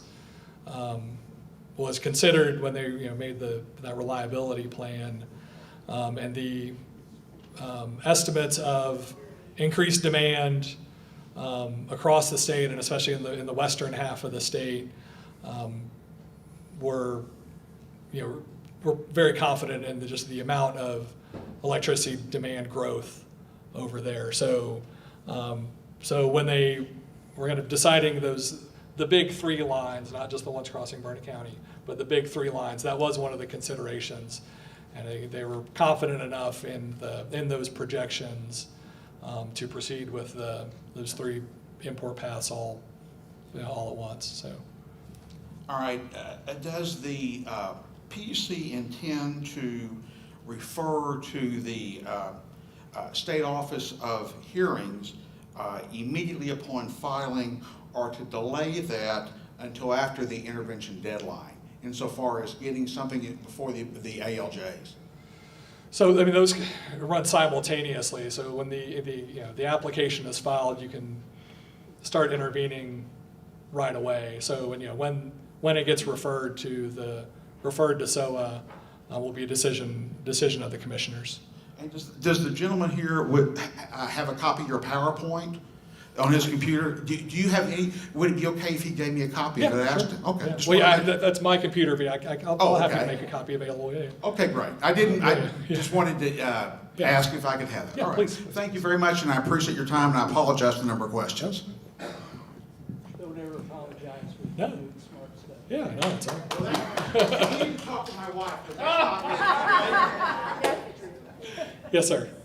Good morning. My name's Willie Reinders, and I guess my former role was, I think on the credits on the movie it says gaff. Microphone. You don't have the big boom. My question, and I apologize for being late, I had calendared the meeting to start at 10 and arrived and it was well underway. So if I touch on something please. that you've already discussed, Yeah. I do apologize. Yeah. When looking at, as I understand it, the primary driver is to get power to Midland, correct? So a lot of this comes out, yeah, so the Permian reliability plan that was looking at kind of growth in electricity demand, not just in Midland, but the entire kind of Permian region and kind of West Texas region. The Permian Basin is the largest natural gas producer, certainly in the state of Texas, if not most of the contiguous United States. Okay, was thought given to the installation of cogeneration plants adjacent to the users, as opposed to transmission lines running across the entire state? Right. The natural gas is there. Cogeneration plants are all over this country. I've personally been involved in building of 2 of them in Kern County to feed the city of Bakersfield, California. Was that even considered? You're sitting on the biggest gas bubble available. So the state of Texas and the PUC, we don't have the ability to, we don't own or operate power plants, and we can't tell somebody, you build a power plant right here. It's a deregulated wholesale market. So the way power plants get built and the way people choose where to build power plants, it's investors looking at where they can make money. And so it's really a private investment decision of where to build a power plant and what kind of power plant to build. And so we couldn't direct people to build a power plant. So you're in any able particular. you're able to set aside and spend billions of dollars for a transmission line setup, but you're unable politically, I guess, to ensure that the proper transmission or not transmission, but generation occurs in the areas of need? So yeah, it's a statewide grid. So power plants in one part of the state serve They work hand in glove. Right, and that energy that's produced in one power plant goes in the grid and goes. So we're now reusing power that was I guess generated in the far short- West the short Texas. answer is So this study was not, the initial thinking through of this study did not consider cogeneration at the receiver's end of the need. So it looked at where power plants are and where they were projected to be built, but They're far cheaper than there's- the 33 billion. Right, but there's- Far cheaper. right, but there's not an ability for the PUC to tell somebody to build a power plant. We don't have that power.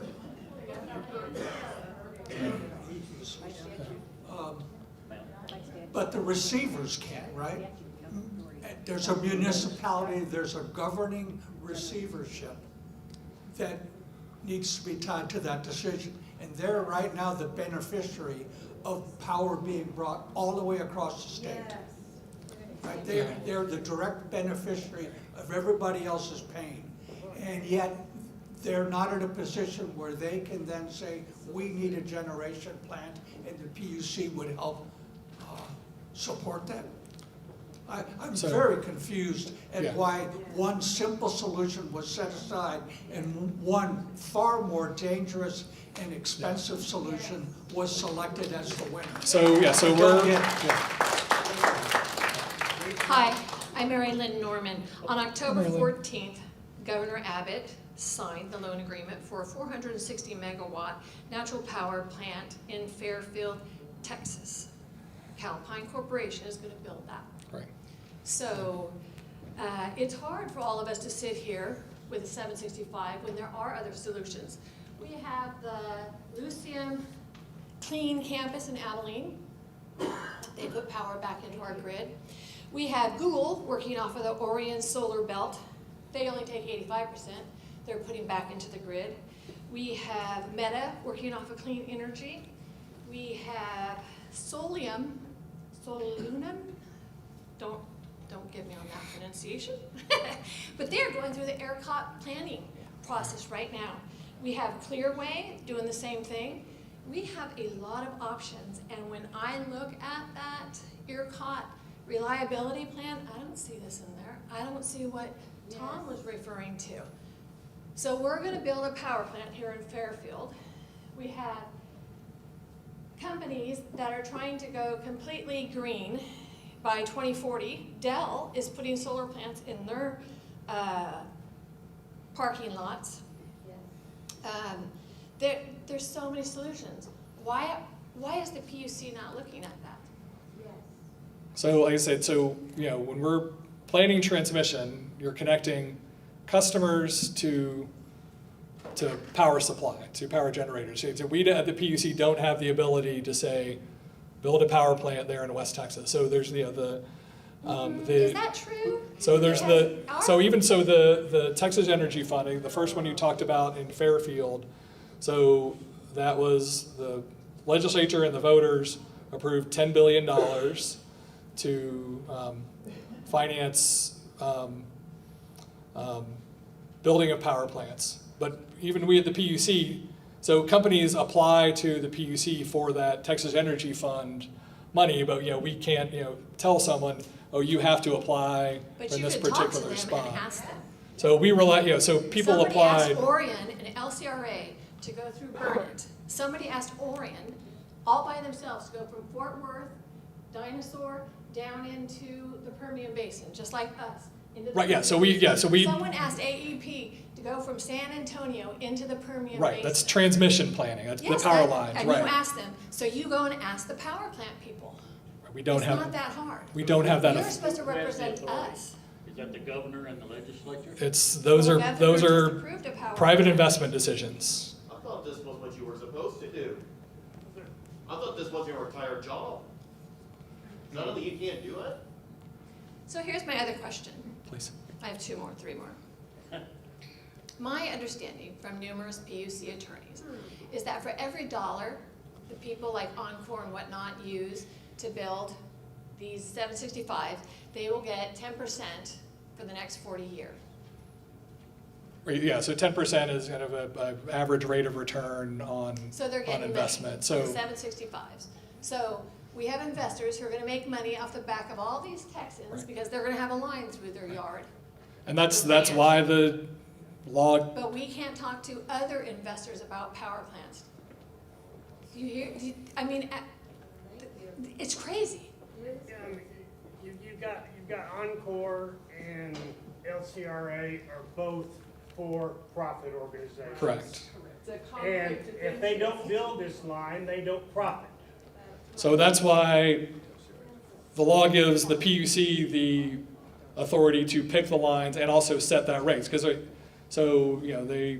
part of our job is to plan a route that is economically efficient. So let's talk about the PUC.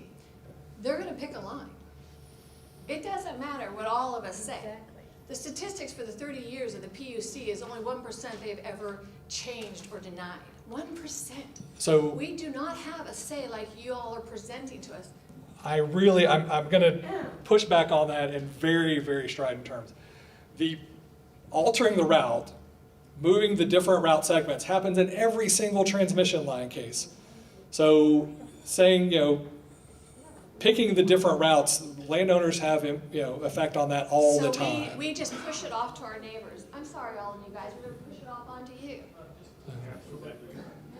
This state was built on the backs of Texans. The PUC works for us. They're trying to help us. I get that. I thank you. I thank them too. But the reality is, it has not been reviewed. When you look at the reliability plan, they looked at 345, 500, and 765.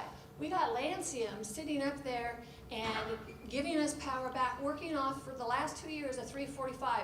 We got Google and Meta working off of 345s. Hell, they're on a 1. Right, I mean, there's people, there's growth going on there now, so it's even under able the. to happen without the 765s. And now we have some Well, we're looking corporation at coming growth in. and demand and We are future looking at demand, growth. yeah. So, yes, I mean, there's demand growth happening right now, even And all without. of this 765 dead ends out into the Permian Basin. It's not, I don't see, it's not gonna get burned in anything. It's not gonna drop into a substation here. Your 5066, the first one says, do we have the need? Where's my phone? Even the 5066 says, do we have a need? We don't have a need for the 765 here. So, oh, I got ear caught up. Yeah, well, there's the reliability plan. Never once does it say in there they looked at wind or solar. You got Fermi America just hired nuclear scientists, I guess they're called scientists, in the Permian Basin, and they're gonna put in their own stuff so they won't be pulling from the grid. It's possible, but it feels like our government, the PUC, ERCOT's governor, not looking at this stuff. And instead, all these people are gonna get a big old honkin' 765 slapped into their ranch. With brain cancer added onto it too. One other thing. Please. You know the meeting they had? The meeting in Lampasas? That was not a meeting. That was a shit show. Do you know what they told us? I sat down with that young man at the computer, and he said, and I know he told a lot of these people, you gotta notice if you were a mile out.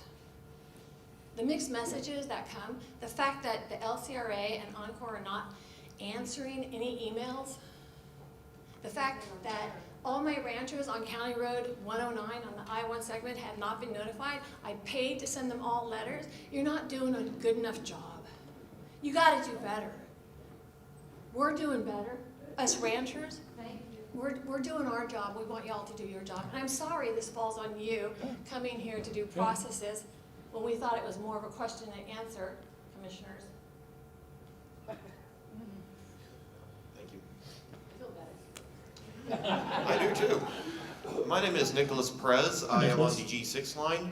Yeah. So I mentioned just a moment ago that that this would cause brain cancer as well.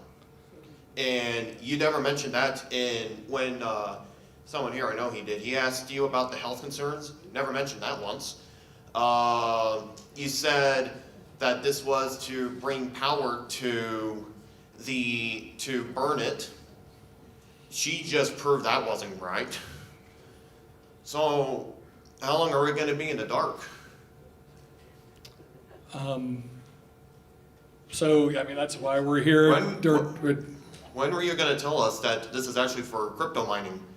That they're building these towers to beat California in China in crypto mining, an economy that has basically no basis in reality. It's basically that guy can pull a coin out of my butt. When were you going to tell us that they did do studies on these, but they only did them in Europe? They did them in Greece. They found that these 765 kilowatts actually are more dangerous to the environment than pretty much any other technology we have available. And in California, they sent these transmission lines over to take up water, and then they dumped out all the salt onto their coast, and they completely destroyed the reefs. There's nothing there anymore. So when were you going to tell us all this? So, I mean, the application will have information about the environmental assessments and Environmental assessments that that Encore and LCRA paid for to make their transmission lines look good. And I'd say, any other specific concerns you've got, you need to have in your comment or your protest and in your intervention. If there's things that aren't in the application that you think the commissioners need to know to make an informed decision, it needs to be in the public record. Well, that's the problem. I think they already know, they just don't care.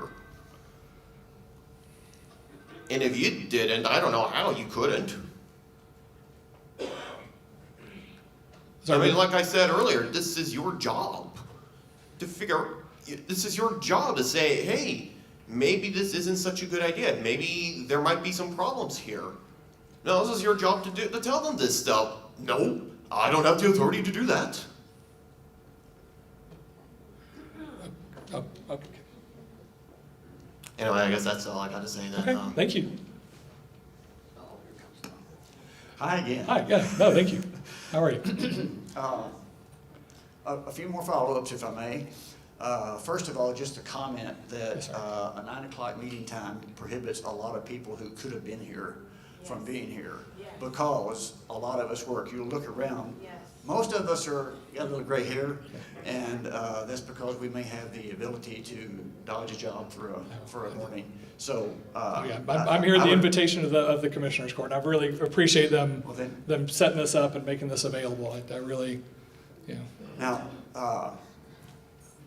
I think it's been implied, I'm not sure I've heard it said, that these transmission lines, the claim is for additional power to the Permian Basin, and that is legitimate.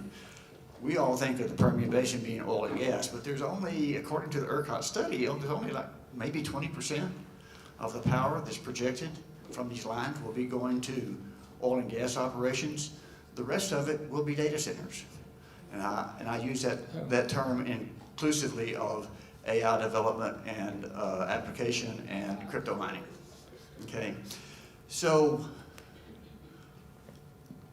the question resulting from all that is, what can you tell us about the experience that Virginia has had doing this exact same thing?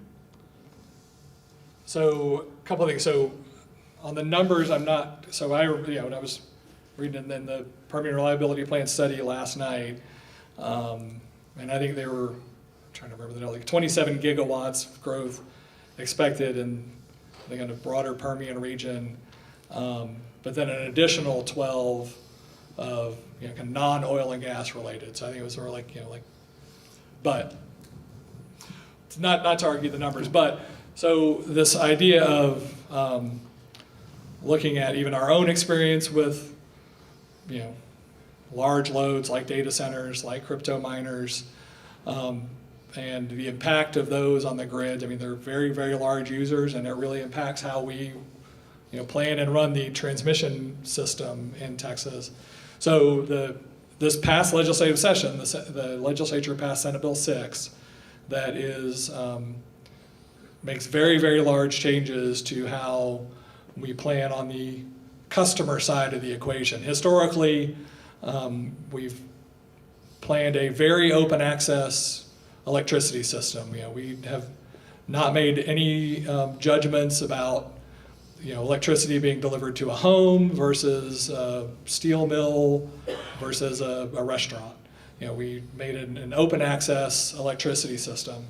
And so Senate Bill 6 for the first time directs us to look at the customer side of the equation, and for these very large users, 25 megawatts of demand and above, to make sure that we can plan around those, that we know, first of all, kind of what's coming, what's real.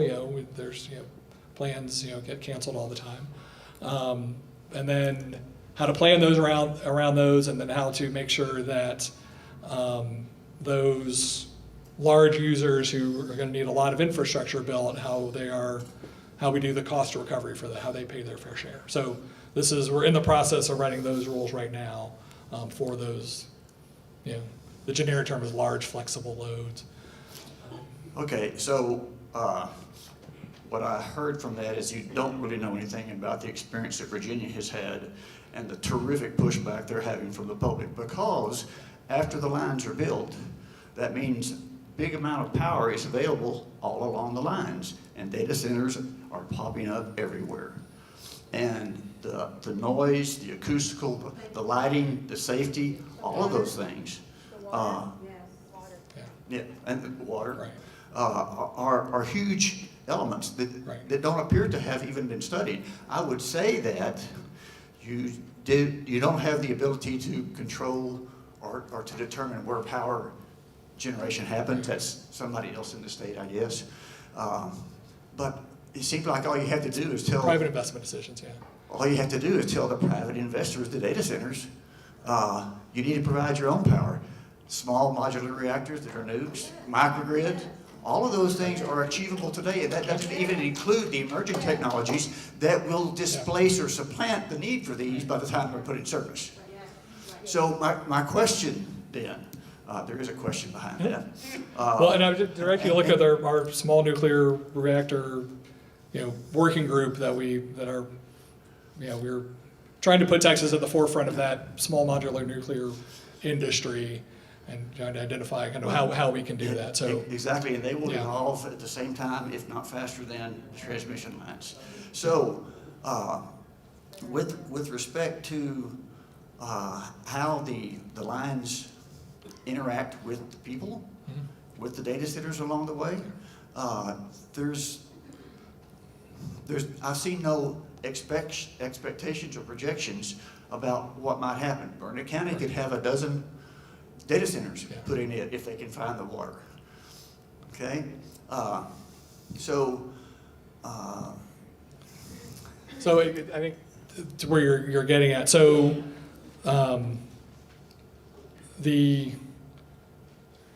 so right now what we're looking at for this line is connecting kind of a couple of major points along the way. There'll be and the substations at those major points. Any kind of smaller substations to allow kind of offtake from the 765 locally hasn't been decided, but there's the more substations you have pulling power off the 765 line, the less effective it is. It's like putting more on-ramps and off-ramps on a highway. And so while this is going to deliver kind of reliability benefits to the region and to the state, there's not necessarily going to be 1 million new substations coming off this line. Well, there are about 400 in the state right now. By 2030, there's projected to be 4,000. Data centers or? Data centers, crypto mining, AI, application and development. And that's one thing we've struggled with is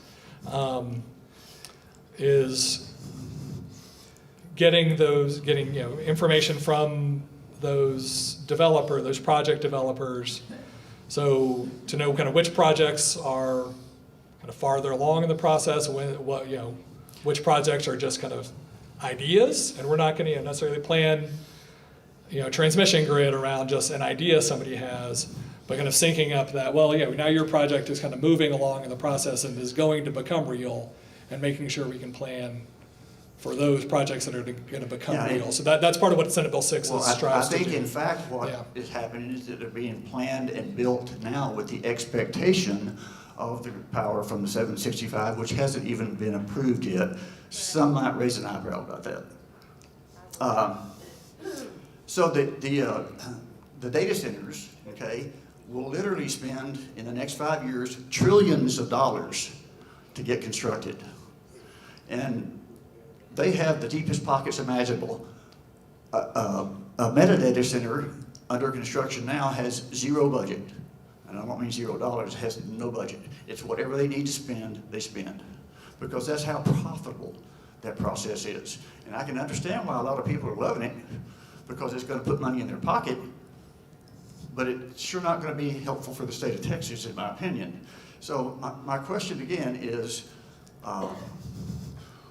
why cannot the state, be it PUC and the other agencies with whom you work, why can they not simply say, you guys need to provide your own power, you can afford it, the technology exists, it won't bother anything else? That was a why can't. Because the law does not allow us to do that. Why not? We don't. Well, here's why not. Because the PUC... We can only do the things in our power that we are specifically delegated by statute to do. We can't just make up what we want to do. No, but if there's a problem for the state, it seems like somebody in the state should be able to collaborate and work on that. And that's what Senate Bill 6 strives to do. What happens is the PUC has its own rules that it makes, and so it follows. okay?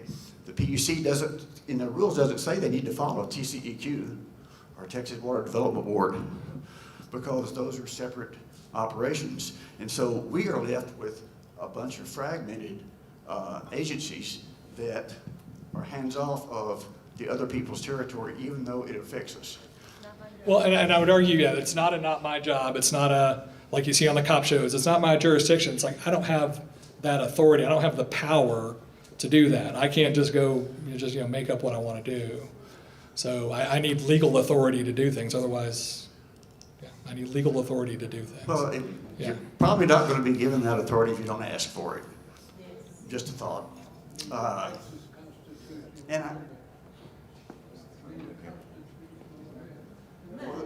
The constitutional amendment would be great, except that the legislature has to start that.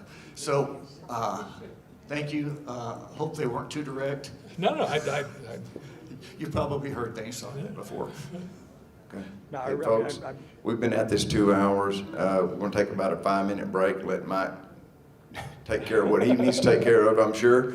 And then we'll come back in and we'll start trying to wrap things up. But we do want to encourage people, please try to stay to just questions and not dissertations. This is not, there's no record being kept of this meeting, and I realize you all are very intense, and as we all are, but we just need to keep, at the questions that he can hopefully answer and provide information to the public. Take about a 5-minute break.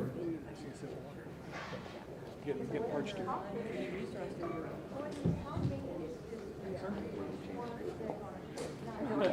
Well, I'm perfectly dehydrated this morning. And I don't even eat before one of these things. Is it? Is it? Yeah, that's why they pay me the same.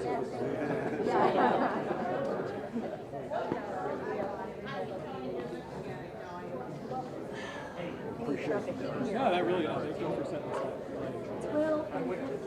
I mean, I tell people all the time, like, if somebody can provide the hall, I'll show up.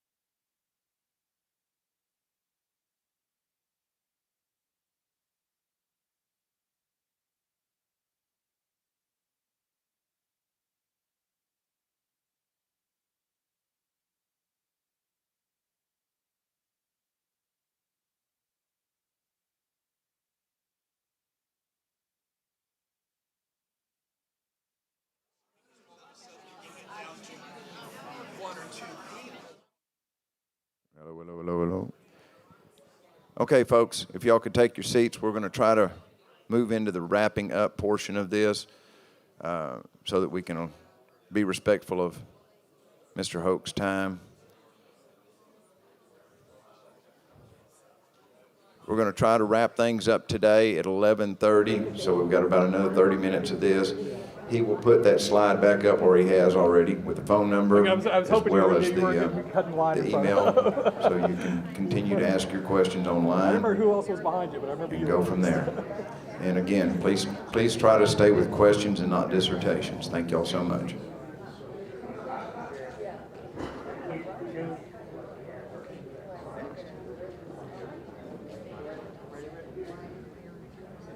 People can see the email address. Oh, where's my microphone go? I'm used to events just like, I got a loud enough voice, I just talk, and it's usually people can't shut me up, so. Thank you. Good morning. Still morning, yes. My name's Matt Reese. I'm a local landowner, developer, real estate agent, rancher. Oh, wait, I think it's on. I was just a little far. Yeah, it's on now. I've got a couple of questions, especially having dealt with PUC in the past. What information does PUC have, if any, concerning who the end user is going to be? So, in kind of the broader kind of transmission planning, when we're looking at where we need to build transmission lines, we're looking at where generation is, where the power plants are, and then where we're seeing growth in demand. And so, that is, we're looking at, a whole range of data, economic data. In places like the Permian, you're looking at, oil and gas, like well logs, things like that. You're looking at as much information as we can about where the electricity demand growth is occurring. In Texas, you don't need to, tell the,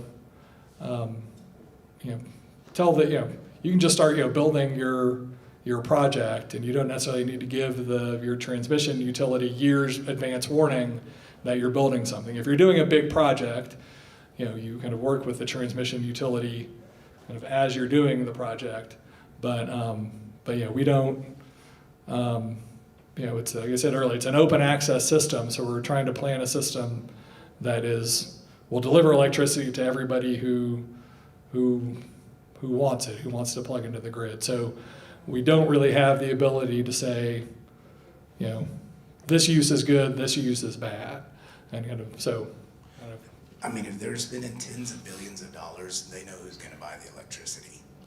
And as a realtor, I'm working with 10 data companies that are looking along this line already. Yeah. So I know who the end user is going to be. Me wanting to drill a single well to provide water to 15 home sites, I couldn't even get it done through PUC in 6 months. So it's kind of alarming that if y'all don't know who the end user is going to be, how can y'all even assess? Were you setting up a water utility? Yes, sir. Okay. And it can't be done in 6 months. So I have to submit a business plan, and y'all have no idea who the end users are actually going to be. Afterwards, can we talk about your water utility issue? I'm curious about that. But yeah, I mean, so we know, their electricity demand is coming, and, the individual project developers are working with their electric delivery company, who delivers them electricity to get interconnected. And so, from that perspective, so yeah, we do have, a good idea of what the electric demand is going to be, and that's why. So you'll know how much of this electricity is going to be sold to data centers? So, I mean, we know, so in the Permian Reliability Plan study, it was, and I'm trying to remember the number, I think it was like 27 gigawatts were oil and gas load, and then I think 12 gigawatts were, other demand growth, including data centers. So if I'm remembering the numbers correctly, but the proportions are roughly correct, that it was, 2/3 oil and gas load, and then roughly a third or some for, other, including data centers. So. This is a project that's going to affect hundreds of thousands of people, all of these landowners in the room, and you can't even give a yes or no answer. I mean, that's a So sorry, what was your original question then? You don't know. Do you know how much of this electricity long-term is going to go just to data centers? Because data centers are not the public. And you standing up there holding a microphone, I know you're just doing a job, but you sound like an Encore representative. So how much do I know how much of the electricity growth is in data centers? We have our the projections that are in the permitting reliability plan. I think I provided a number. I think it's like 27 for oil and gas growth, and then 12 or so for others, including data centers. So I feel like somebody's looking it up, the number in there now. So. So. And then one other question that I have, since this is actually the public here, what is the PUC's commission stance on? This is not just a pipeline being installed that afterwards is just a mowed strip of grass that's 50 feet wide. Yeah. If it gets put on your 200-acre tract, it is going to devalue the entire 200-acre tract and your neighbor's tracts. Right. So for the public good, if this has to come in, and it doesn't sound like it's the public good, because even the numbers that you said was the majority of it's going to data centers already allocated, what's going to be done for the landowners that are in this room right now that are going to be affected? Right, yeah, so there's not just a right-of-way strip. You're going to get paid for 200-foot wide right-of-way through your property, but your entire property is probably going to lose $10,000 an acre. So there's the easement process and that we don't do at the PUC. There's a process for evaluating the value of that easement that's handled, again, separate from us. That's handled by the local courts, and there's a whole process for that. So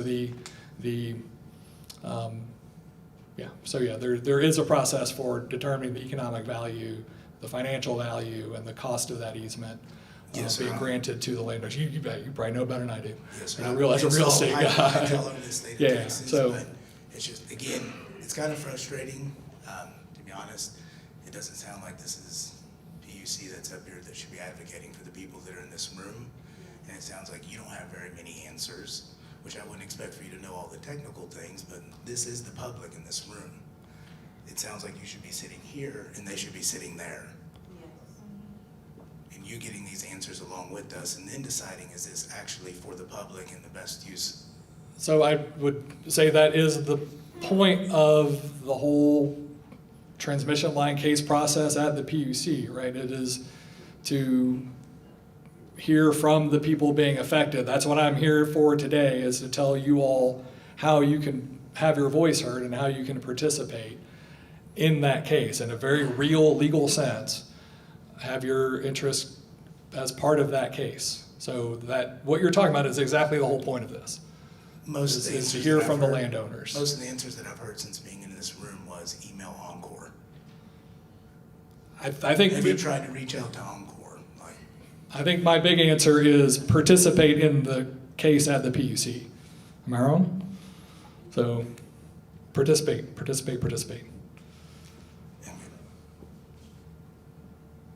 How you doing? My name's Kevin Kennedy. Hi, Kevin. I'm going to probably jump around a little bit because I'm trying to weave through a lot of the questions that have been asked. Hold the mic closer. Okay. You've been pretty adamant, and several times you've said that y'all don't have the ability to direct private companies to build generation. Do y'all have the ability to direct private companies to build these transmission lines? Yes. Okay. There's been comments about pipelines. Are pipelines under the purview of the PUC? No, sir. That's the Railroad Commission of Texas. Okay.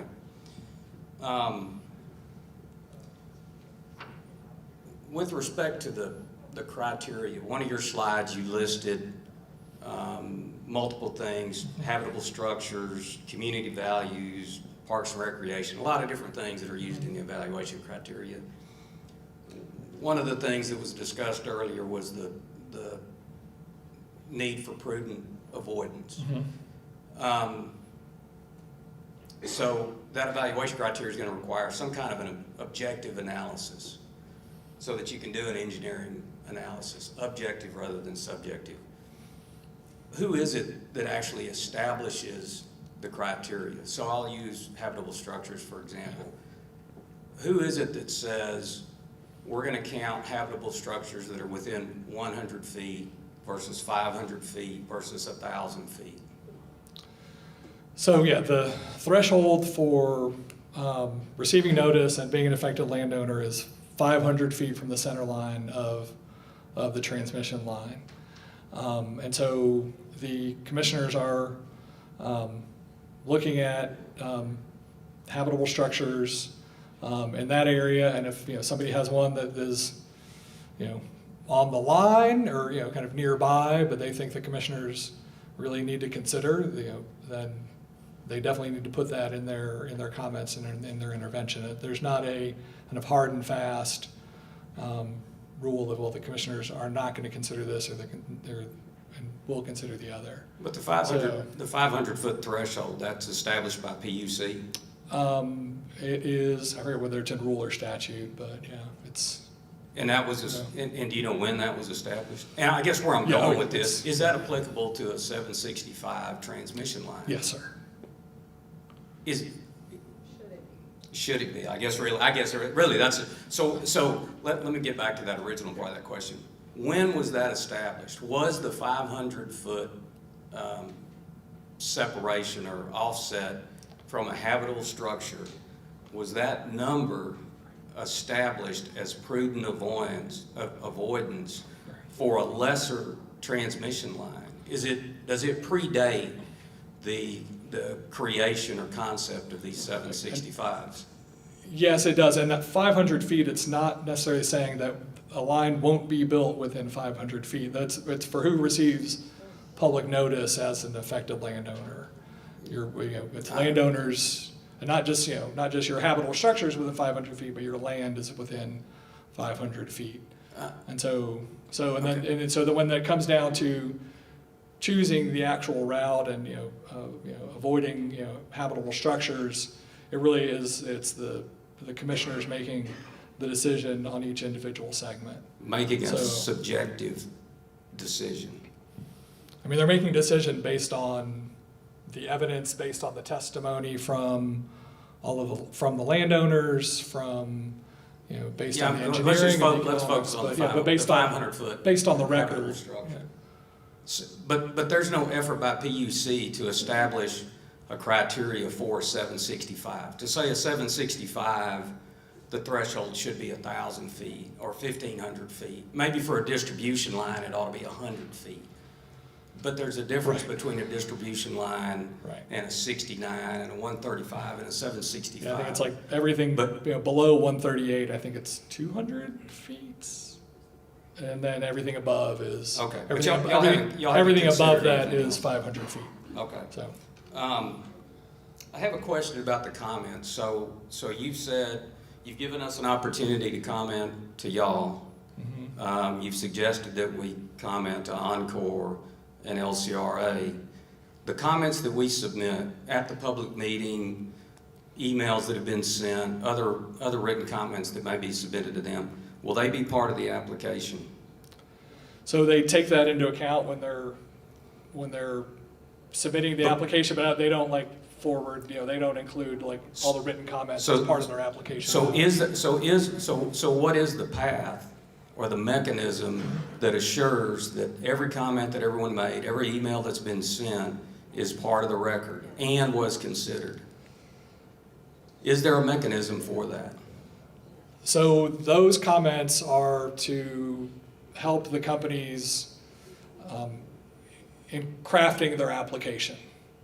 So for comments to be part of the public record and part of what the commissioners consider. It needs to be part of a protester intervention after the application is submitted. So those comments that have already been submitted were for Encore and LCRA in So there's in, not in preparing their application. So those aren't going to get There's no requirement by PCU for them to retain those and to present them as part of the application? No. Okay. Let me ask you something. A term that you said earlier, I think as an intervener, we could be involved in the settlement agreement, settlement negotiation. Correct. What is that? What do you? Yeah, no, that's a very good question. That? I did kind of have, wasn't able to get into that. So, all the intervening parties, can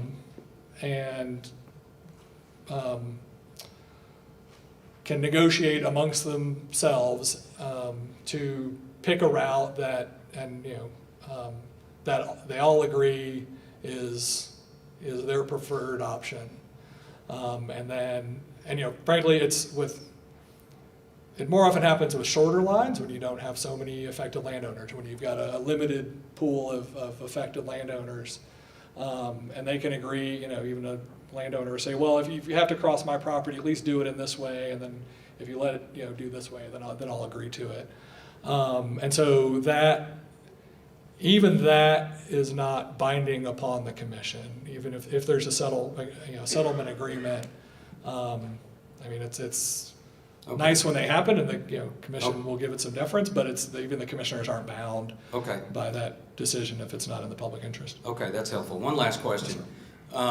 Everything that I have seen, every literature, every discussion here today, the only two names that have been mentioned are Encore and LCA. That they're the two they're the two partners that are doing this transmission line.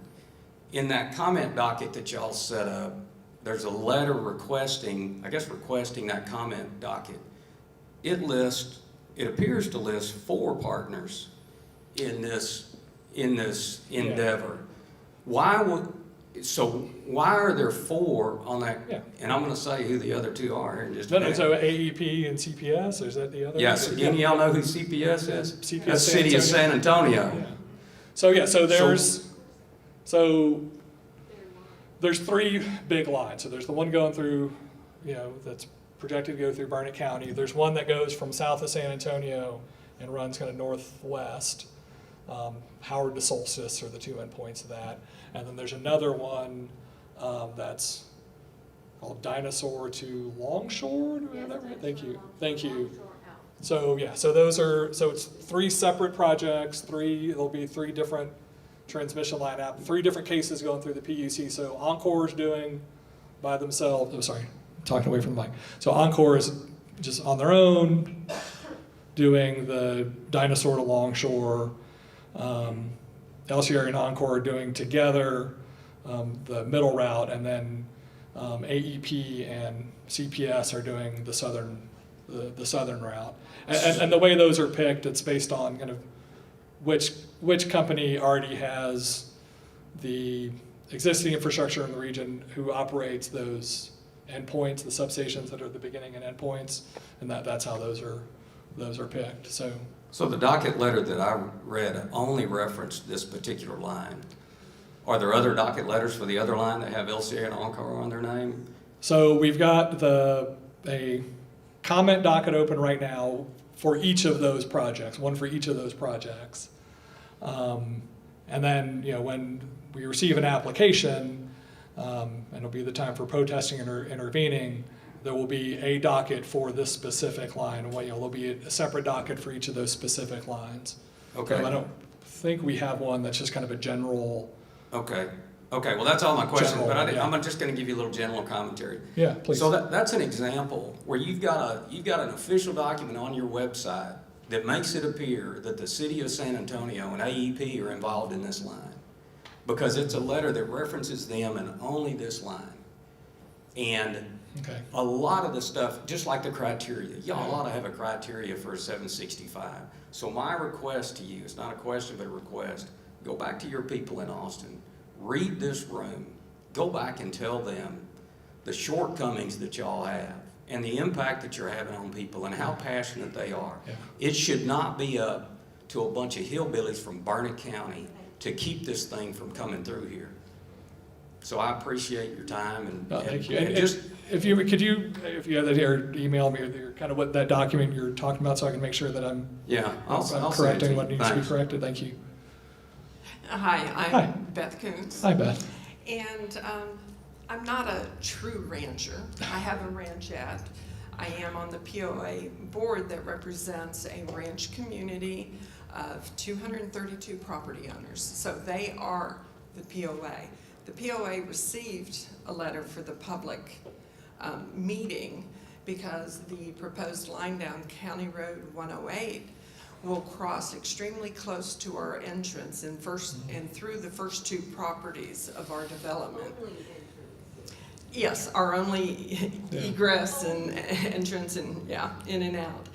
But you just derailed me, Kathy. But it leads me to the question of habitable structure and the definition. Yeah. It will cross our community property within 500 feet of our mailbox kiosk that has close to 300 or more mailboxes to serve our community. And it's used and quote Habitable, yeah. It's a bit of a tongue twister, yeah. On a daily basis. Yeah. So how broad or how specific is a habitable structure?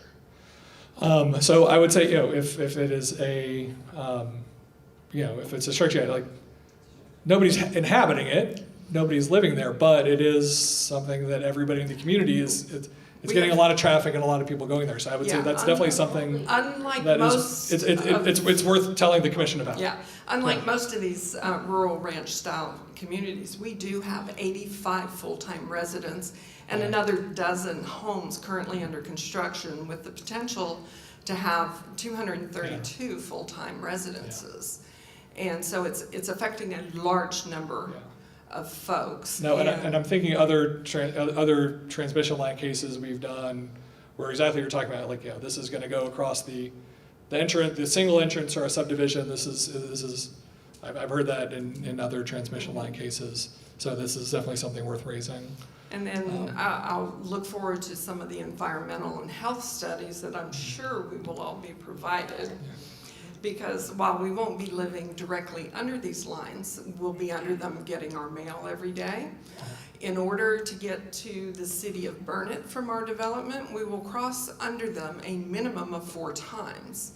And if they come down County Road 108, even if they go north of us and closer to Lampasas, we're dead even between the two cities and where we go to do our daily shopping and everything else. We're going to cross them 3 times if it takes the northern route.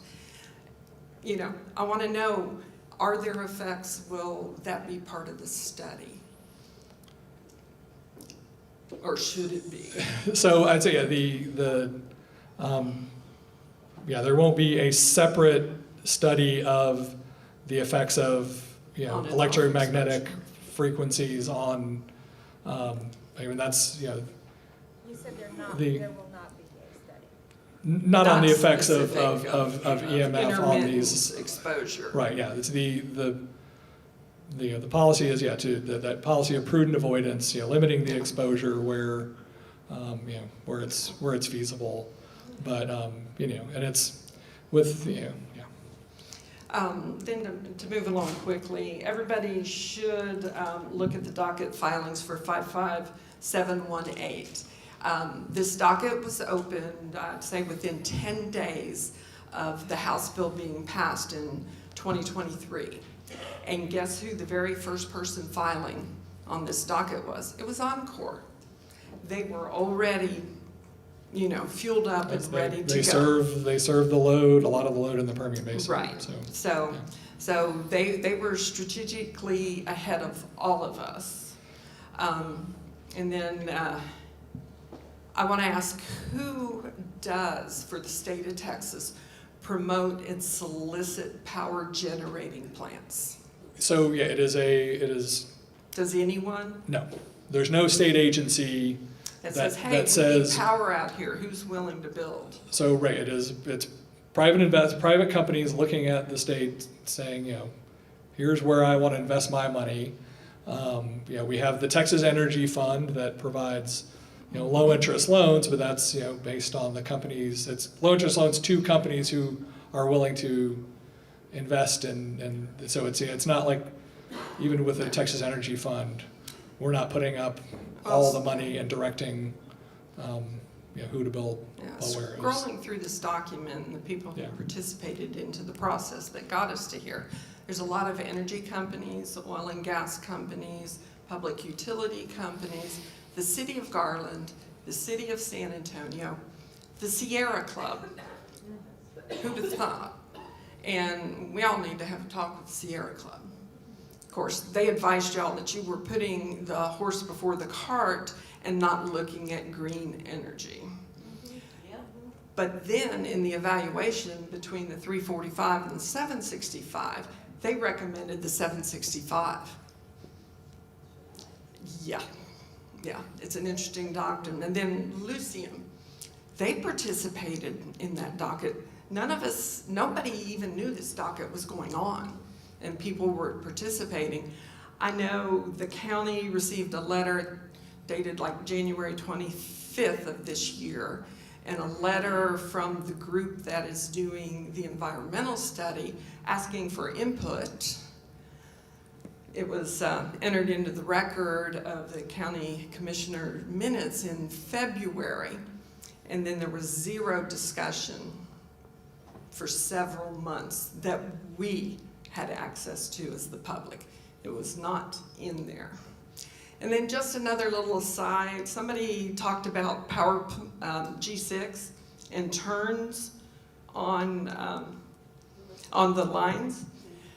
Let me tell you, everywhere there's a turn, they put 2 towers perpendicular to each other on the same piece of property. So if you got a turn on your property, you need to be concerned. All right. Thank you. I know you're out of time, so I'll do this real quick.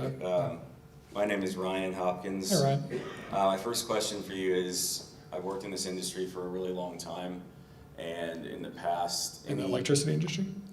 Yeah, power generation and right-of-way. Cool. Yeah. Typically in the past, any of the studies that I've seen on 765 kV lines, they go for anywhere between 250 feet to 350 foot wide right-of-ways, and I think the 200-foot wide right-of-way has been generally thrown around. Is the PUC willing to commit to 200 feet as the standard across the board, or is there a variability for wider easements? So yeah, the final easement measurement, that's going to be, part of something that's considered in the application, and it'll vary by terrain. It's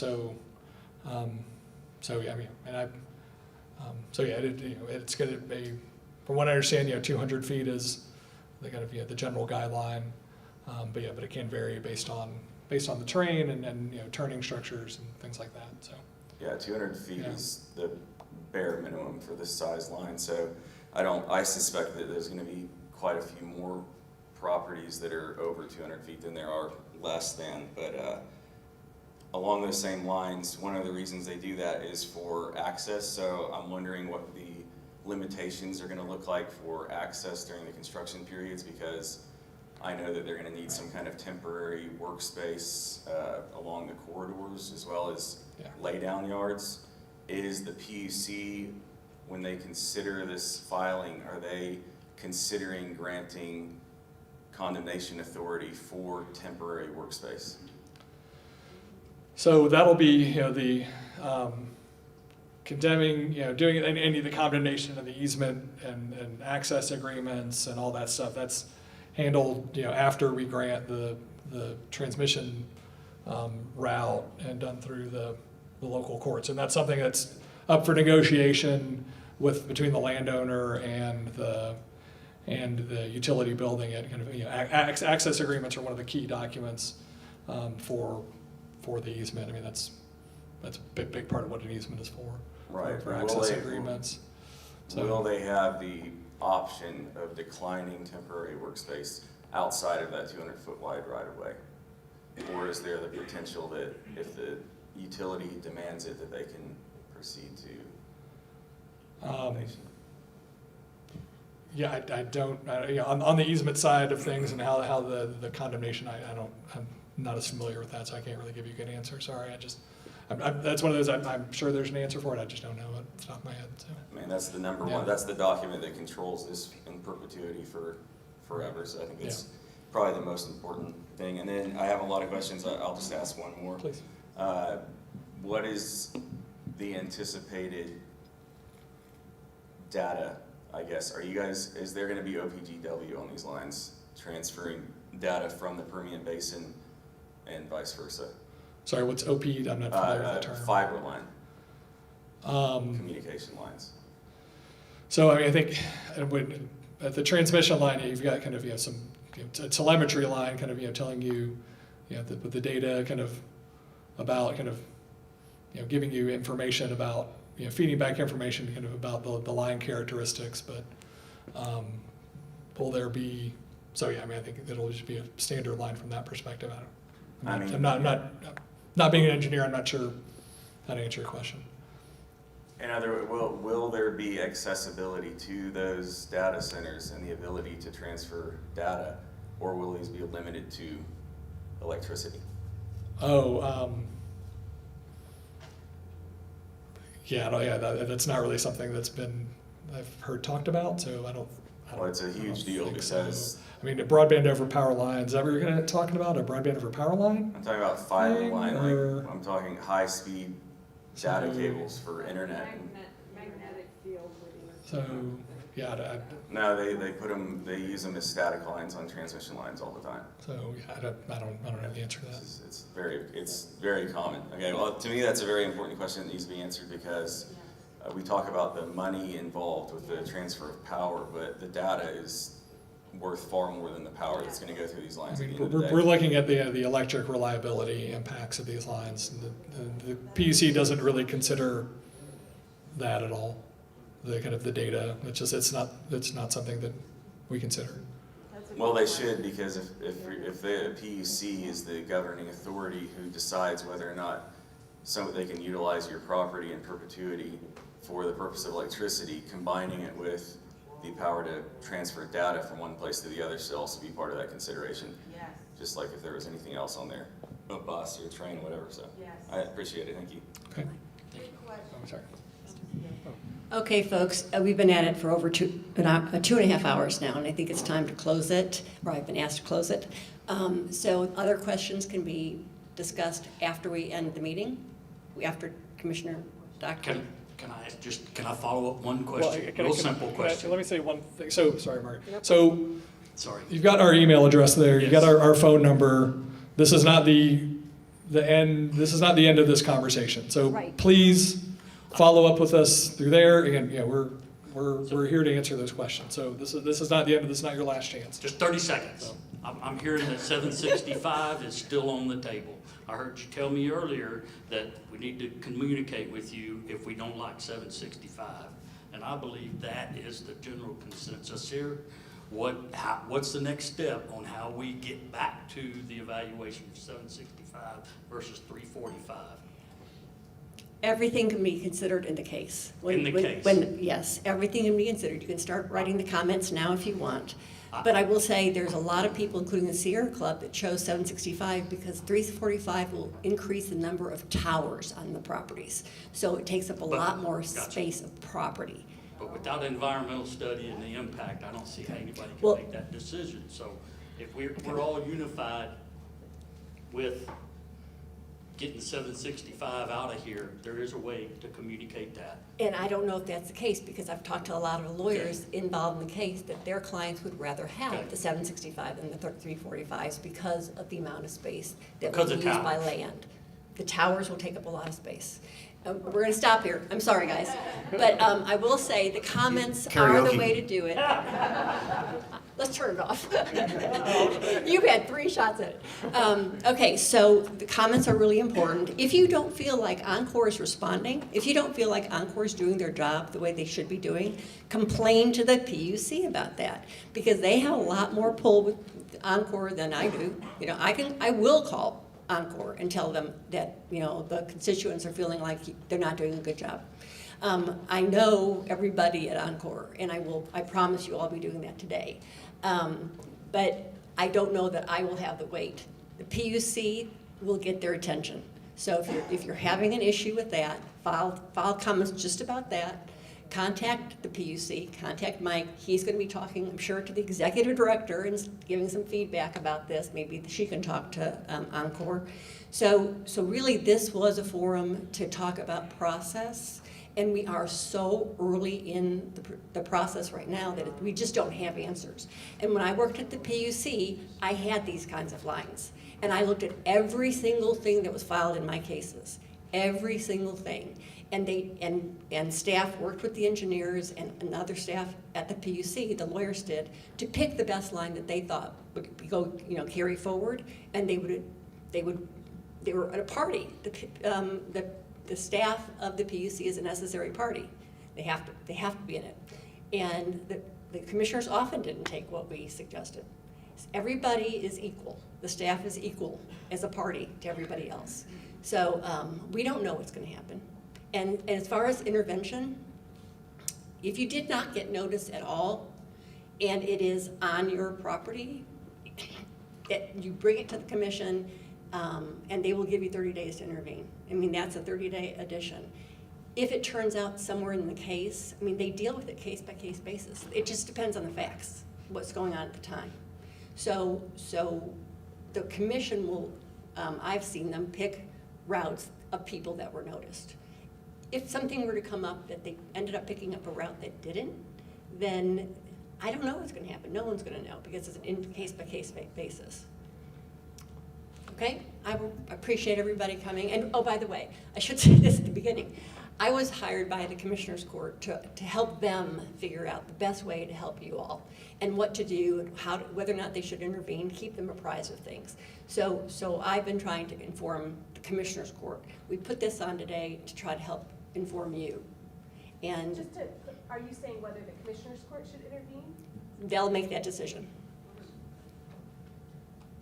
Okay. Has the Commissioners Court put forth a resolution on where they stand on this transmission line? It's something we've been discussing, and we've actually drafted some things, but we wanted to hear input from the community first. Yes, believe me, we have drafts that we are going to be filing soon. Are you guys posting this on your website? Yes. Your Facebook pages? We don't have. Yes, we have a Facebook page. Oh, I didn't know they had a Facebook page. But did you see the things that was posted? It was a, 4 or 5 page document. Yeah, with. The first time it was easy to see 3 days ago. Oh, really? I never knew it existed before that, or there was any public It wasn't there last week. I found an obscure link. I read every commissioner meeting we can't see it. December of last year. Well, and I came across it was posted a couple weeks ago, I think, but I had to kind of figure out where to find it too. So I don't know if it's been posted somewhere else now. Do you find that appropriate, or do you find it to be, this project should be very visible on your website? Is Considering it it's now? such a huge It's under issue. news and information tab on the website. So. It feels like there are some people who do not have Facebook. It's not on Facebook. It's on the Commissioners Court website. And it's under news and information, and maybe we can talk about trying to get it to be more visible on the front page or something. Sorry, what's your name? Randy Levitt. Okay, perfect, thanks. And Randy is general counsel for them. Okay, cool. Okay, well, thank you all for Thank coming, y'all. and I'm going to, wait a second. It's not closed yet. No, I just wanted to thank everybody for coming, and it makes me proud that this community is so vocal and so involved. So we will continue the battle. We're going to close this workshop at 11:44.